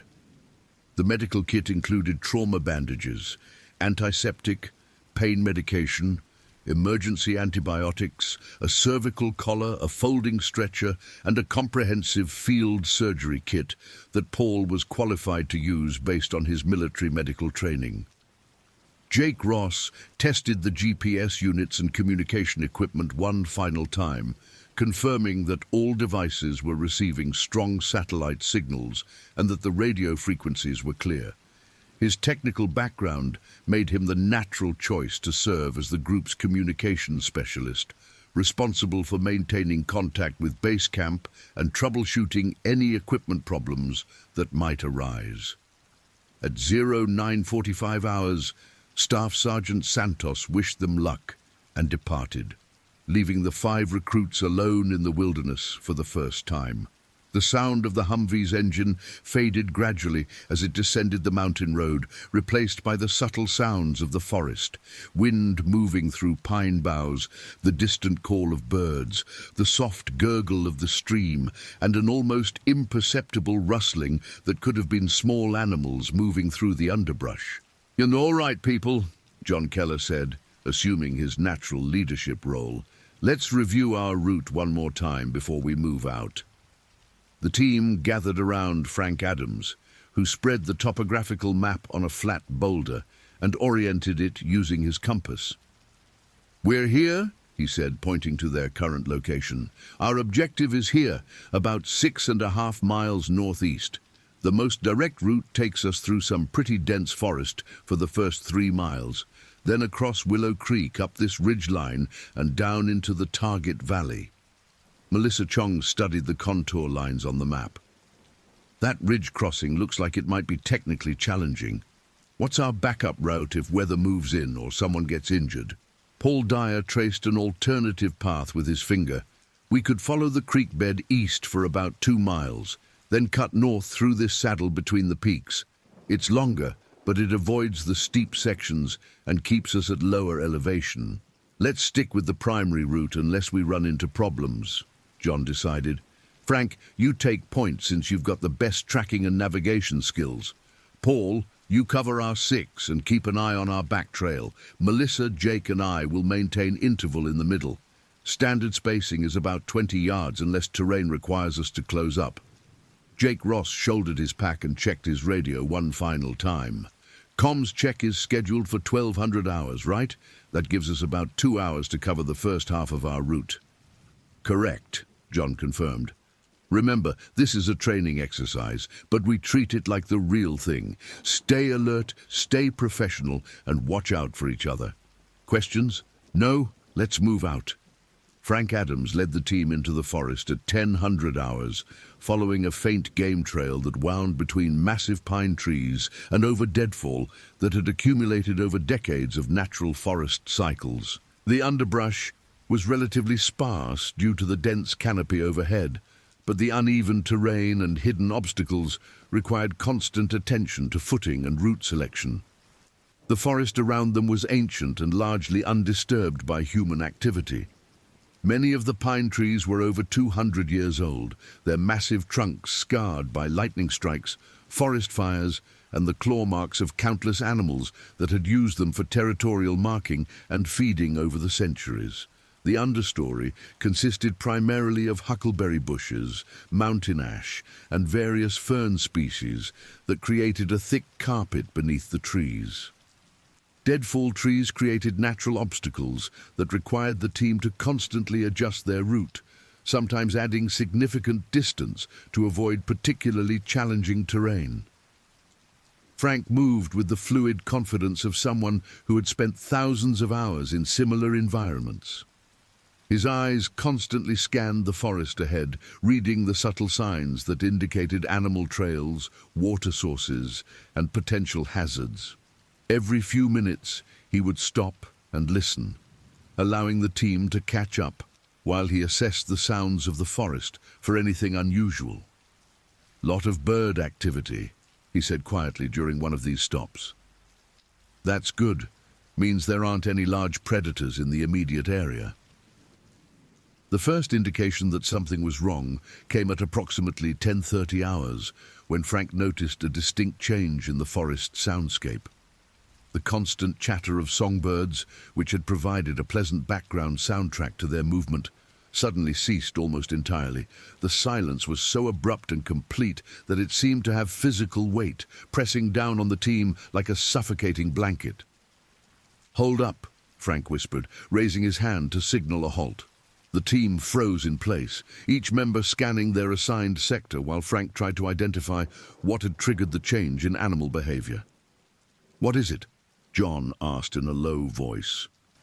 "Not sure yet," Frank replied, his voice barely audible. "Birds went quiet all at once. That usually means a predator just moved into the area." Paul Dyer slowly shifted his rifle to a ready position while keeping it pointed safely toward the ground. "Could be a cat?" "Possible," Frank acknowledged. "But the silence zone is too large for a mountain lion. This feels more like bear behavior." Melissa Chong felt her heart rate increase as she remembered Captain Stone's briefing about wildlife encounters. "What's our protocol?" "We make noise, group up, and back out slowly," John said, recalling his training. "Nobody runs, nobody makes sudden movements." Frank held up his hand for continued silence as he listened to the forest around them. After nearly 2 minutes, the natural sounds began to return gradually, starting with the distant call of a jay and slowly building back to normal levels as various bird species resumed their activities. "Whatever it was, it's moved on," Frank said finally. "Could have been a deer or elk that we spooked, and that's what made the birds nervous. Let's continue, but stay tight and keep your eyes open." The team resumed their movement through the forest, but the mood had shifted from confident professionalism to heightened alertness. Each member found themselves jumping at shadows and misinterpreting natural forest sounds as potential threats. This hypervigilance was exhausting, and within an hour they were all showing signs of stress and fatigue that were disproportionate to the physical demands of their movement. At 11:45 hours, they reached Willow Creek, a fast-moving stream about 15 feet wide that ran crystal clear over a rocky bottom. The water was cold enough to be painful to the touch, fed by snowmelt from higher elevations that wouldn't fully warm until late spring. The crossing point Frank had selected was relatively shallow, but the current was strong enough to make maintaining footing a challenge. "Water's moving pretty fast," Jake observed, testing the depth with a hiking pole. "Maybe we should look for a better crossing point." Frank studied the creek in both directions. "This is actually the best spot for about half a mile in either direction. Current's strong, but it's only about 18 inches deep. We can make it across if we're careful." "I'll go first," Paul volunteered, his military training making him automatically assume the most dangerous role. "If I make it across okay, the rest of you follow one at a time." Paul waded into the creek carefully, using his hiking poles for balance as the current pushed against his legs. The water was shockingly cold, even through his waterproof boots, and he could feel the strength of the current trying to sweep his feet out from under him. Halfway across, he slipped on a moss-covered rock and went down on one knee, soaking his pants leg with icy water. "You okay?" Melissa called out. "I'm fine," Paul replied, regaining his footing and continuing across. "Just watch that moss-covered rock about halfway across." One by one, the rest of the team made the crossing successfully, though everyone ended up with wet feet and legs despite their waterproof gear. The cold water had a numbing effect that would make walking more difficult until their feet warmed up, and the wet clothing would increase heat loss if the temperature dropped unexpectedly. It was while they were stopped on the far side of the creek, changing into dry socks and treating their feet for potential cold injury, that Frank noticed the tracks. "Jesus Christ," he whispered, staring at a perfect impression in the soft mud near the water's edge. The others looked up from their gear to see what had captured Frank's attention. In the mud, clear as if it had been photographed, was a grizzly bear paw print that measured nearly 10 inches from heel to toe. The claw marks extended another 4 inches beyond the toe pads, and the depth of the impression suggested an animal of enormous size and weight. "How fresh is that?" John asked, though he suspected he already knew the answer. Frank knelt beside the track, examining it carefully without disturbing the edges. "Very fresh. The edges are still sharp, no sign of weathering or crumbling. This was made within the last few hours, maybe less." Paul Dyer felt a chill that had nothing to do with the cold water. "How big would you estimate the animal?" "Based on the paw size, probably 600 pounds minimum," Frank replied. "Maybe more. This is a mature adult male, and they're the most dangerous bears in the forest." Jake Ross was already reaching for his radio. "Shouldn't we call this in to base camp?" John considered their options. "Let's think about this logically. The track is heading downstream, away from our route to the objective. The bear was probably just coming down to drink, and it's moved on. If we abort every time we see bear sign, we'll never complete any wilderness training." "That's not just bear sign," Melissa pointed out. "That's a very large, very recent grizzly track in exactly the area we need to traverse."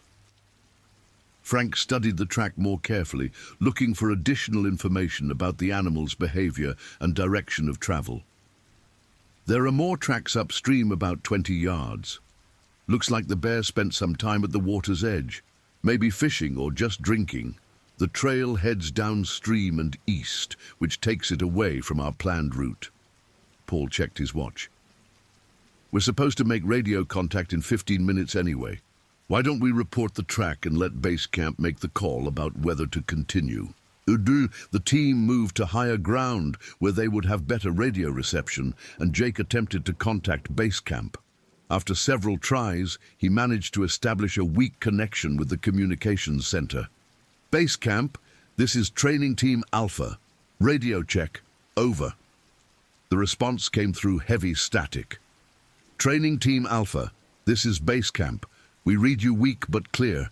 Go ahead with your traffic, over." Jake keyed his microphone carefully. "Base camp, we have fresh grizzly sign at Willow Creek Crossing. Request guidance on mission continuation, over."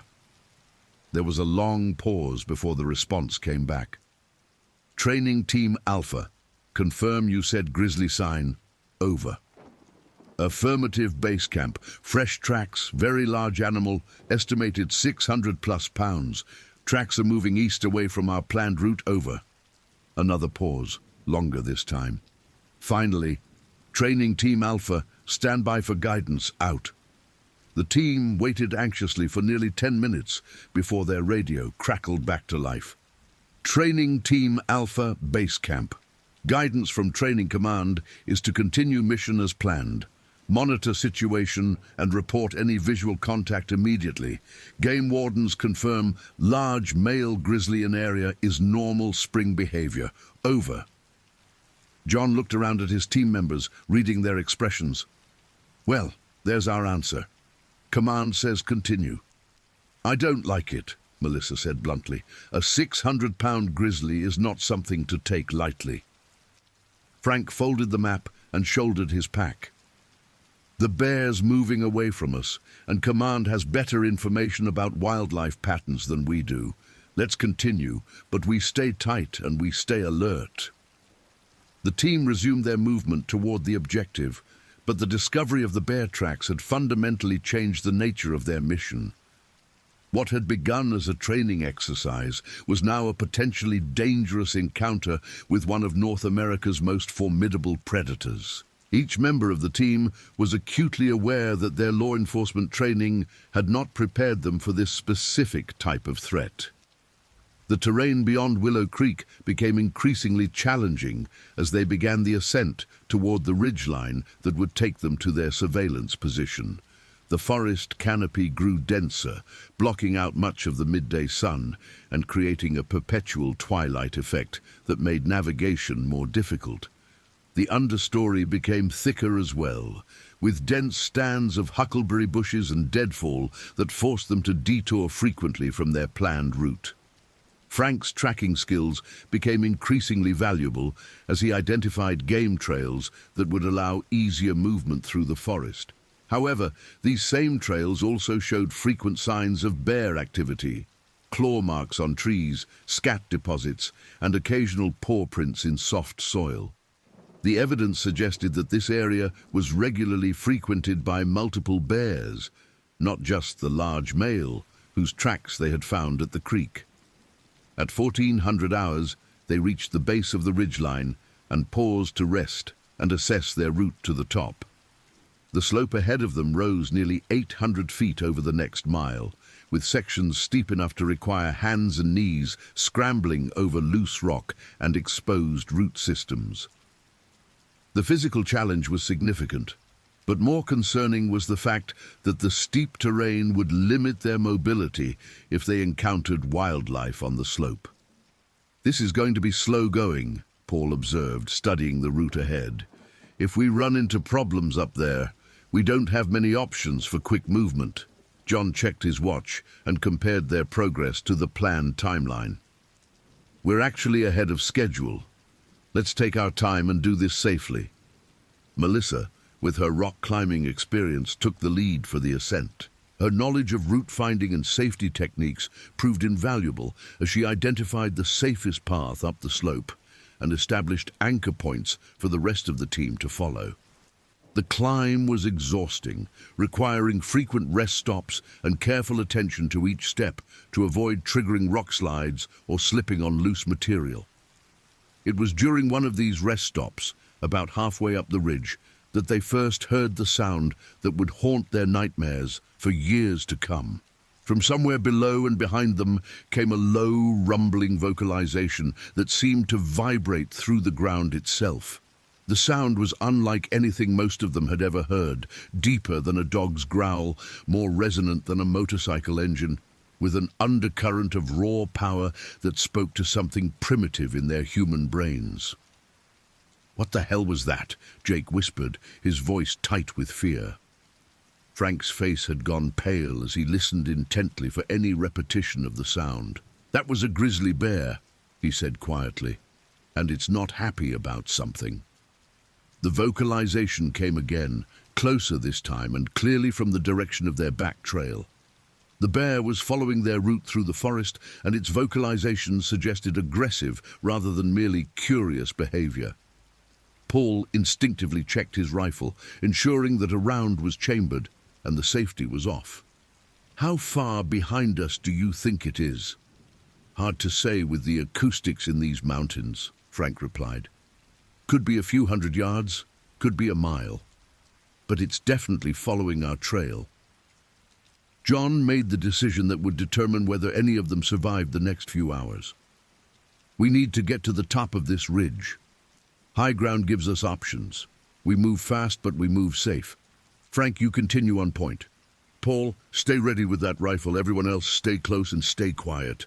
The team resumed their climb with renewed urgency, but the steep terrain and loose footing made rapid movement extremely dangerous. Twice, Jake nearly lost his footing on loose scree, and once Melissa had to arrest a slide that could have sent her tumbling back down the slope toward whatever was following them. As they climbed, the bear's vocalizations continued sporadically, each one seeming closer than the last. The animal was clearly following their scent trail, and its persistence suggested behavior that was far from normal for a wild grizzly. Most bears, when encountering human scent, would investigate briefly and then move away. This bear was actively pursuing them, maintaining contact even as they moved away from its territory. At 15:30 hours, they finally reached the ridgeline, exhausted and breathing heavily from the combination of physical exertion and adrenaline. The view from the top was spectacular, with mountain peaks stretching to the horizon in every direction, and the valley they had just climbed spread out below them like a detailed map. Under normal circumstances, this would have been a moment to appreciate the beauty of the Montana wilderness. Instead, they found themselves scanning the forest below for any sign of movement that might indicate their pursuer. "There," Melissa said, pointing to a section of forest about 600 yards below and behind them. "Something's moving through those trees." Following her gaze, they could see the tops of small trees swaying in a pattern that indicated the passage of a large animal. The movement was steady and purposeful, following the same route they had taken up from the creek.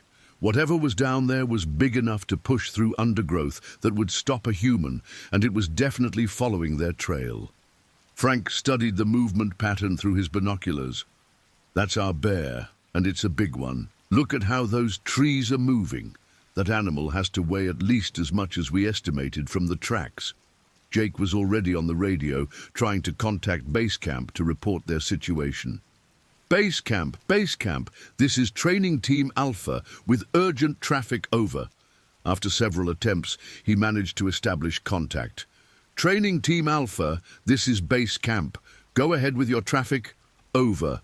"Base camp, we have visual contact with large grizzly bear approximately 600 yards behind our position. Animal appears to be following our trail. Request immediate guidance, over." The response was immediate. "Training Team Alpha, confirm you have visual contact with grizzly bear, over." "Affirmative, base camp. Large adult grizzly, following our route up the ridgeline. Animal behavior appears aggressive, over." There was a longer pause this time before base camp responded. "Training Team Alpha, move to your objective and maintain observation. Do not engage unless directly threatened. We are dispatching emergency response team to your area. ETA approximately 2 hours, over." John felt a chill as he realized the implications of that timeline. "Base camp, confirm ETA 2 hours for emergency response, over." "Affirmative, Training Team Alpha. Helicopter response requires crew recall and weather clearance. Maintain position and avoid contact with wildlife, over." 2 hours. They were alone on a mountain ridge with a 600-pound grizzly bear that was actively stalking them, and help was 2 hours away. The training exercise had just become a survival situation that none of their academy instructors had prepared them for. "What's our play here?" Paul asked, checking his rifle again. John studied the terrain around them. The ridgeline offered good visibility in all directions, but limited options for movement. To the north, the ridge continued for about a mile before descending into another valley. To the south, it dropped off sharply into rocky terrain that would be nearly impossible to navigate safely. East and west, the slopes were steep but potentially passable if they were willing to risk a dangerous descent. "We can't stay here," Melissa said. "If that bear comes up the ridge, we're trapped." Frank lowered his binoculars and pointed toward their original objective. "The surveillance point is about 2 miles north along the ridgeline. It's in a more defensible position, and it's where the rescue team will expect to find us." "Can we outrun a grizzly for 2 miles?" Jake asked, fear evident in his voice.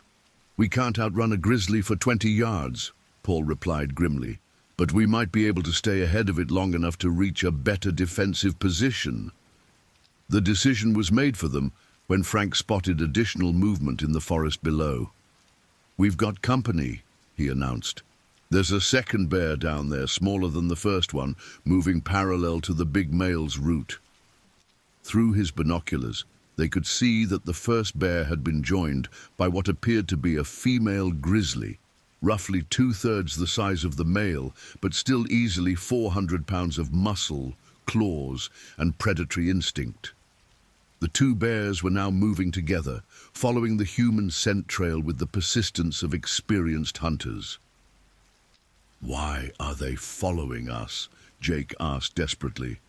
"Bears are supposed to avoid humans."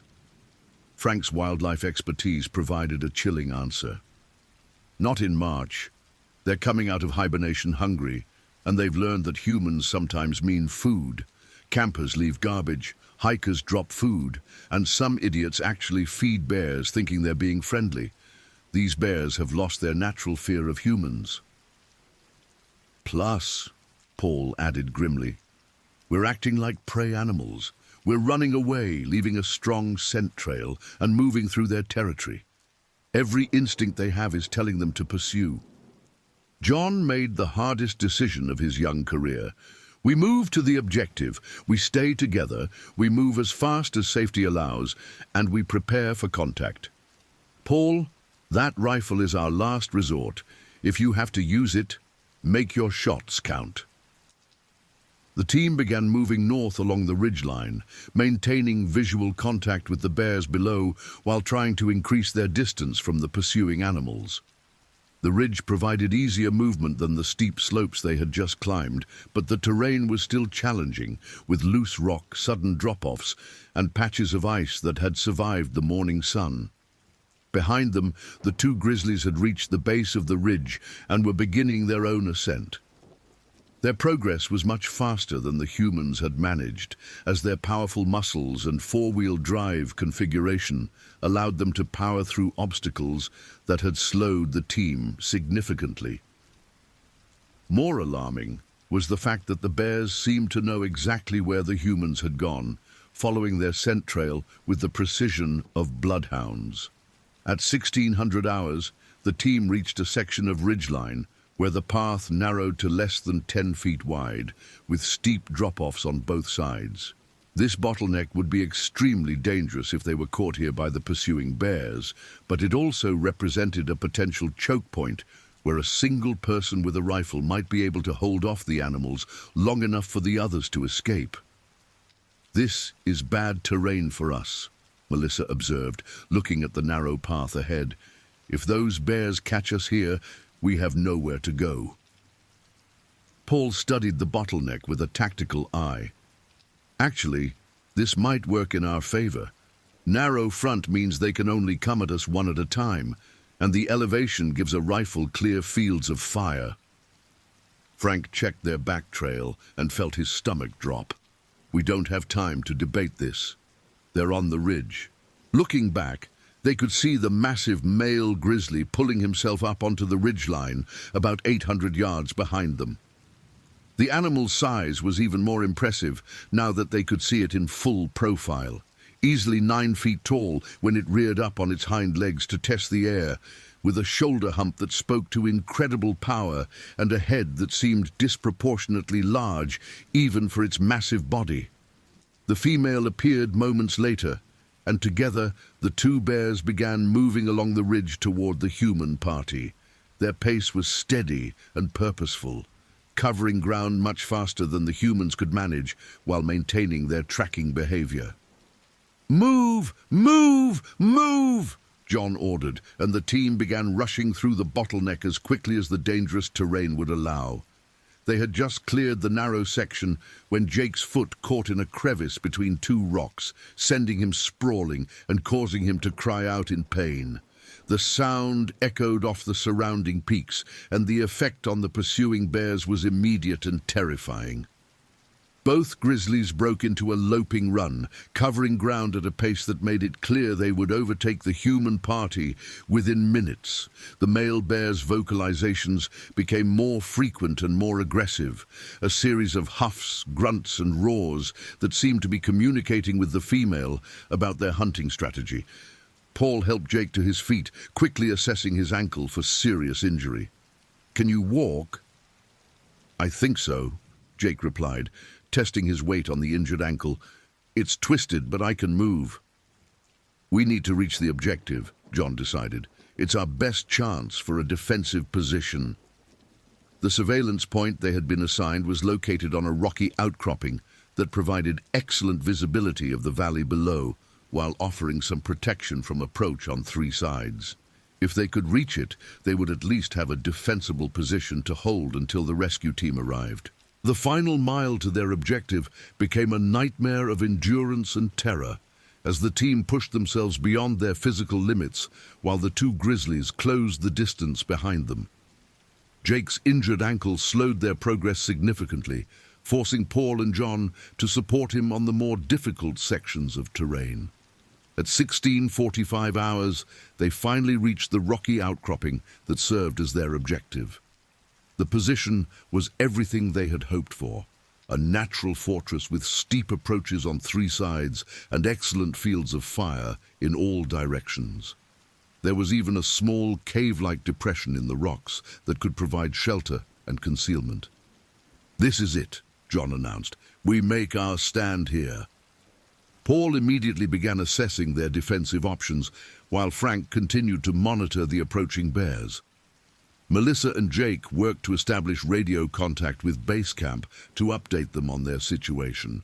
Base Camp, this is Training Team Alpha at Objective Bravo. Urgent traffic, over. Training Team Alpha, this is Base Camp. Go ahead, over. Base Camp, we have reached our objective with 2 grizzly bears in active pursuit. Request immediate emergency extraction, over. Training Team Alpha, emergency response team is en route, ETA 60 minutes. Maintain your position and avoid engagement unless directly threatened, over. 60 minutes. They had to hold this position against 2 massive grizzly bears for an hour before help would arrive. The odds of survival had just gotten significantly worse. Frank, who had been watching their back trail, suddenly became very still. "They're here," he said quietly. The male grizzly appeared first, moving with surprising stealth for such a massive animal. It approached the base of their rocky outcropping and stopped, testing the air with its enormous nose while studying the terrain ahead. The female joined it moments later, and the 2 bears began what appeared to be a reconnaissance of the human position. "Why aren't they attacking?" Jake whispered. "They're assessing the situation," Frank replied softly. "Bears are smart. They're figuring out the best way to get to us." Paul had positioned himself at the highest point of the outcropping with his rifle ready, but he was acutely aware that he had only 20 rounds of ammunition. If the bears decided to press a sustained attack, he would run out of firepower long before the rescue team arrived. For nearly 15 minutes, the 2 grizzlies continued their reconnaissance, moving around the base of the outcropping and testing various approach routes. Their behavior was unlike anything Frank had ever observed in wild bears. They were displaying pack-hunting tactics more typical of wolves, with the female moving to flank the human position, while the male kept their attention focused to the front. "This isn't normal bear behavior," Frank said, his voice tight with concern. "They're hunting us like prey." The attack, when it came, was swift and coordinated. The female began climbing the rocky slope on the east side of the outcropping, while the male created a distraction by charging directly at their position from the south. Paul was forced to choose between targets, and he selected the larger, more immediate threat. His first shot caught the male grizzly in the shoulder, spinning the massive animal around and causing it to roar in pain and rage. The sound was deafening in the confined space of the rocky outcropping, a primal scream of fury that seemed to shake the very stones beneath their feet. The wounded bear retreated about 50 yards, but showed no intention of leaving the area. Instead, it began pacing back and forth, vocalizing constantly, while the female continued her flanking maneuver on the east slope. "She's almost to our level," Melissa warned, pointing to where the female bear was picking her way up through the rocks with surprising agility for such a large animal. Paul swung his rifle toward the new threat and fired 2 quick shots. The first missed completely, chipping rock near the bear's head. The second caught her in the rear leg, causing her to slip on the loose stone and tumble back down several yards. Now both bears were wounded, angry, and still very much in the fight. The male had resumed his approach from the south, moving more cautiously but with obvious determination. Blood was visible on his shoulder and front leg, but the wound seemed to have done little to slow him down. "How many rounds do you have left?" John asked. 17, Paul replied, trying to track both bears simultaneously. The situation was deteriorating rapidly. The bears had learned to respect the rifle, but they hadn't been driven off. Instead, they were adapting their tactics, using the rocky terrain for concealment and approaching from multiple directions simultaneously. At 17:20 hours, Jake managed to re-establish radio contact with Base Camp. "Base Camp, Base camp, this is Training Team Alpha. We are under attack. I say again, we are under attack by 2 grizzly bears. Request immediate emergency extraction. Over. The response was immediate. Training Team Alpha, emergency response team is inbound. ETA 30 minutes. Can you maintain your position? Over. John looked around at his team. Jake injured, Paul with limited ammunition, all of them exhausted and running on adrenaline. And then at the 2 massive predators that were systematically working to find a way to reach them. Negative base camp, he replied. We are taking casualties and running low on ammunition. We need that extraction now. Over. Training Team Alpha, helicopter is pushing maximum speed. ETA 25 minutes. Use all available means to defend your position. Over. 25 minutes. They had to survive 25 more minutes against 2 wounded, enraged grizzly bears, with only 15 rounds of ammunition left and nowhere to run. The male grizzly chose that moment to make his most determined assault yet, charging up the steep southern approach with shocking speed despite his wounded shoulder. Paul's shots were hurried and less accurate under pressure. His first missed entirely. His second caught the bear in the neck but failed to drop him. And his third hit sent a mass just as the massive animal reached their defensive perimeter. The impact of a 600-pound grizzly bear hitting their position was like being struck by a small truck. The bear's momentum carried him into the rocks, where the team had taken shelter, scattering equipment and sending everyone scrambling for new positions. John found himself face to face with the wounded giant, looking into yellow eyes that held intelligence, pain, and deadly intent. Paul's 4th shot, fired from point-blank range, finally dropped the male grizzly. The massive animal collapsed less than 10 feet from where Jake was cowering behind a boulder, its death throes sending rocks and debris flying in all directions. The silence that followed the gunshots was broken only by the team's ragged breathing and the sound of loose stones settling around the dead bear. For a moment, they thought it was over. Then Melissa screamed. The female grizzly had used the distraction of her mate's attack to gain the summit of the outcropping from the east side. She was now among them, separated from Melissa by less than 20 feet and closing fast with the speed that made grizzlies one of the most dangerous predators in North America. Paul spun and fired without time to aim properly. The shot went wide, striking rock behind the charging bear and showering everyone with stone fragments. His second shot caught the bear in the chest, but the momentum of her charge carried her forward into Melissa before she could dodge aside. The impact knocked Melissa backward into a crevice between 2 large boulders, where she became wedged in a position that prevented her from moving, but also provided some protection from the bear's claws and teeth. The female grizzly, wounded and enraged, began trying to reach her prey by digging at the rocks and reaching into the crevice with massive paws tipped with 5-inch claws.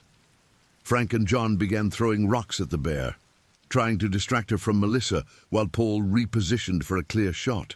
The bear's attention shifted between threats, torn between finishing off the trapped human and dealing with the new sources of harassment.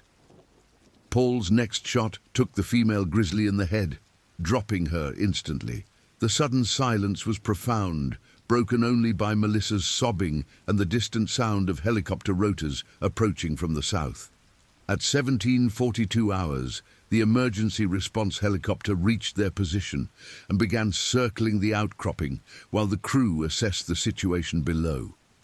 The sight of 2 dead grizzly bears and 5 traumatized humans in a defensive position painted a clear picture of what had transpired. The rescue operation that followed was complicated by the difficult terrain, the approaching darkness, and the need to extract not only the human casualties, but also the bodies of the 2 grizzlies for the subsequent investigation. It took 3 helicopter trips to remove everyone and everything from the remote outcropping, with the last load departing just as full darkness settled over the Montana wilderness. Jake's ankle, proved to be severely sprained, but not broken. Melissa had suffered multiple lacerations from the rock fragments created by Paul's missed shot, but no serious injuries from her encounter with the female bear. The rest of the team was physically unharmed, but psychologically devastated by their ordeal. The investigation that followed would take months to complete and would fundamentally change the way wilderness training exercises were conducted at the facility. The two grizzlies, when examined by wildlife biologists, showed evidence of having been fed by humans at some point in recent months.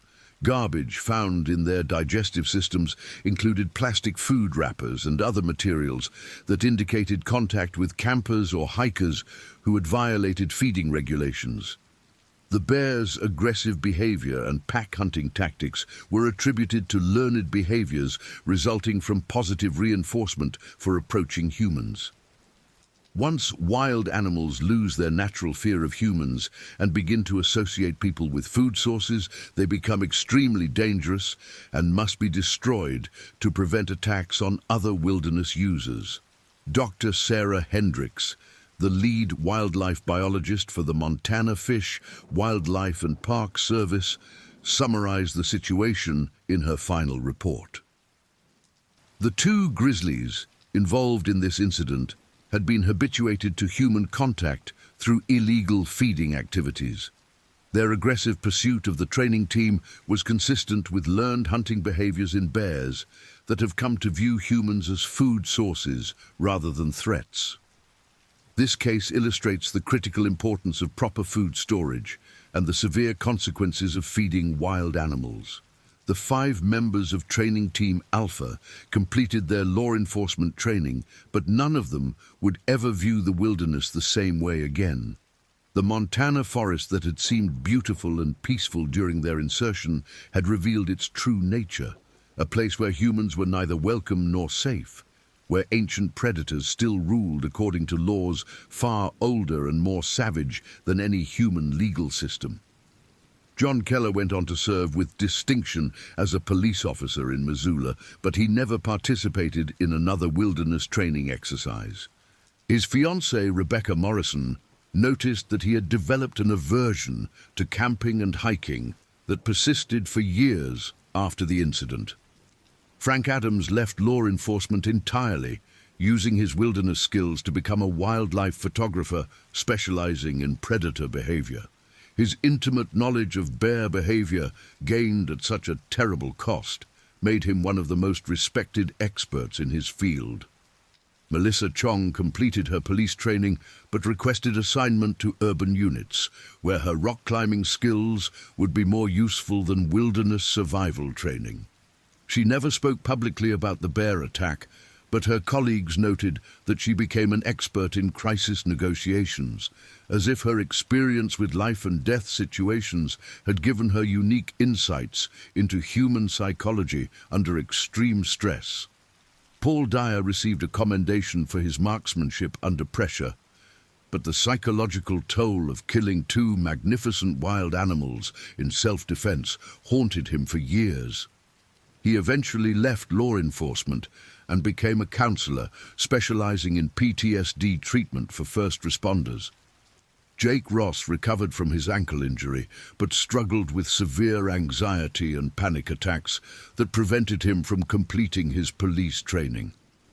He returned to his original career in computer science, but friends and family noticed that he became increasingly reclusive and avoided outdoor activities entirely. The facility where the incident occurred implemented new safety protocols that included real-time wildlife tracking, armed escort personnel for all wilderness exercises, and immediate abort procedures for any confirmed bear sightings. No training exercises were conducted in March for the following 3 years, until new research indicated that early spring bear encounters could be managed with appropriate precautions. The story of Training Team Alpha's encounter with the 2 grizzlies became part of law enforcement folklore, told and retold in academies across the country as an example of how quickly routine training can become a life-or-death situation. The official report ran to over 200 pages and became required reading for wilderness training instructors throughout the Pacific Northwest. But for the 5 people who lived through those terrible hours on a Montana mountainside, no amount of official documentation could capture the reality of looking into the eyes of a charging grizzly bear and knowing that only a thin line of human technology and courage stood between them and violent death in one of the most remote places on Earth. The wilderness had tested them in ways that no training scenario could simulate, and they had survived. But survival came with a price that would follow them for the rest of their lives. The knowledge that humans, for all their technology and intelligence, were still prey animals in the ancient game of predator and victim that had been playing out in these mountains long before the first human ever walked upright.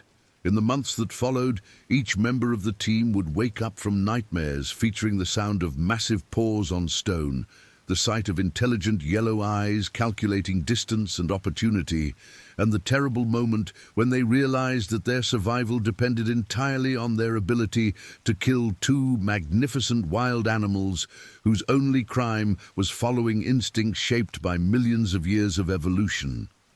The Montana wilderness remained unchanged by their passage, indifferent to human suffering and human triumph alike. The snow continued to melt with the warming spring, new plants pushed up through the forest floor, and other bears continued to follow the ancient patterns of their kind. But for 5 young people who had entered the forest as confident recruits and emerged as traumatized survivors, the wild would never again be a place of beauty and adventure. It had revealed itself as what it had always been, a place where humans were neither masters nor welcome guests, but simply another species struggling to survive in a world that cared nothing for their hopes, dreams, or fears. The official investigation concluded that the incident was an unavoidable result of prior human irresponsibility in feeding wild bears, combined with the unfortunate timing of conducting training exercises during the most dangerous period of the bear year. No blame was assigned to the training staff or the recruits themselves, who had followed proper protocols and displayed remarkable courage under extreme circumstances. But the deeper truth was that what happened to Training Team Alpha could happen to anyone who ventured into genuine wilderness, with the false confidence that human intelligence and technology provided safety in an environment where the laws of nature still held ultimate authority. The Montana grizzlies that died on that remote outcropping were simply doing what grizzlies had done for thousands of years: hunting, surviving, and following the inexorable drive to pass their genes to the next generation. The tragedy was not that the bears behaved like bears, but that humans had forgotten what it meant to be truly wild, truly dangerous, and truly free. In teaching those bears to associate humans with food, previous wilderness users had signed a death warrant not only for the animals themselves, but potentially for any human who encountered them afterward. Training Team Alpha had paid the price for that earlier human failure, but they had also demonstrated the courage, intelligence, and determination that made humans capable of surviving in environments where they were not welcome. Their story became a reminder that the wilderness was not a playground or a gymnasium, but a place where life and death decisions were made in seconds, and where the margin for error was measured in inches and heartbeats. Years later, when asked about their experience, none of the 5 survivors expressed hatred for the bears that had nearly killed them. Instead, they spoke of respect for wild animals and sadness that human irresponsibility had created a situation where magnificent predators had to die because they had learned the wrong lessons about coexistence with humanity. The Montana wilderness continued its eternal cycle of seasons, predator and prey, life and death. But somewhere in its vast expanse, a rocky outcropping bore silent witness to one brief moment when the ancient balance had tilted toward chaos, and 5 young humans had faced the ultimate test of survival against the wild heart of nature itself.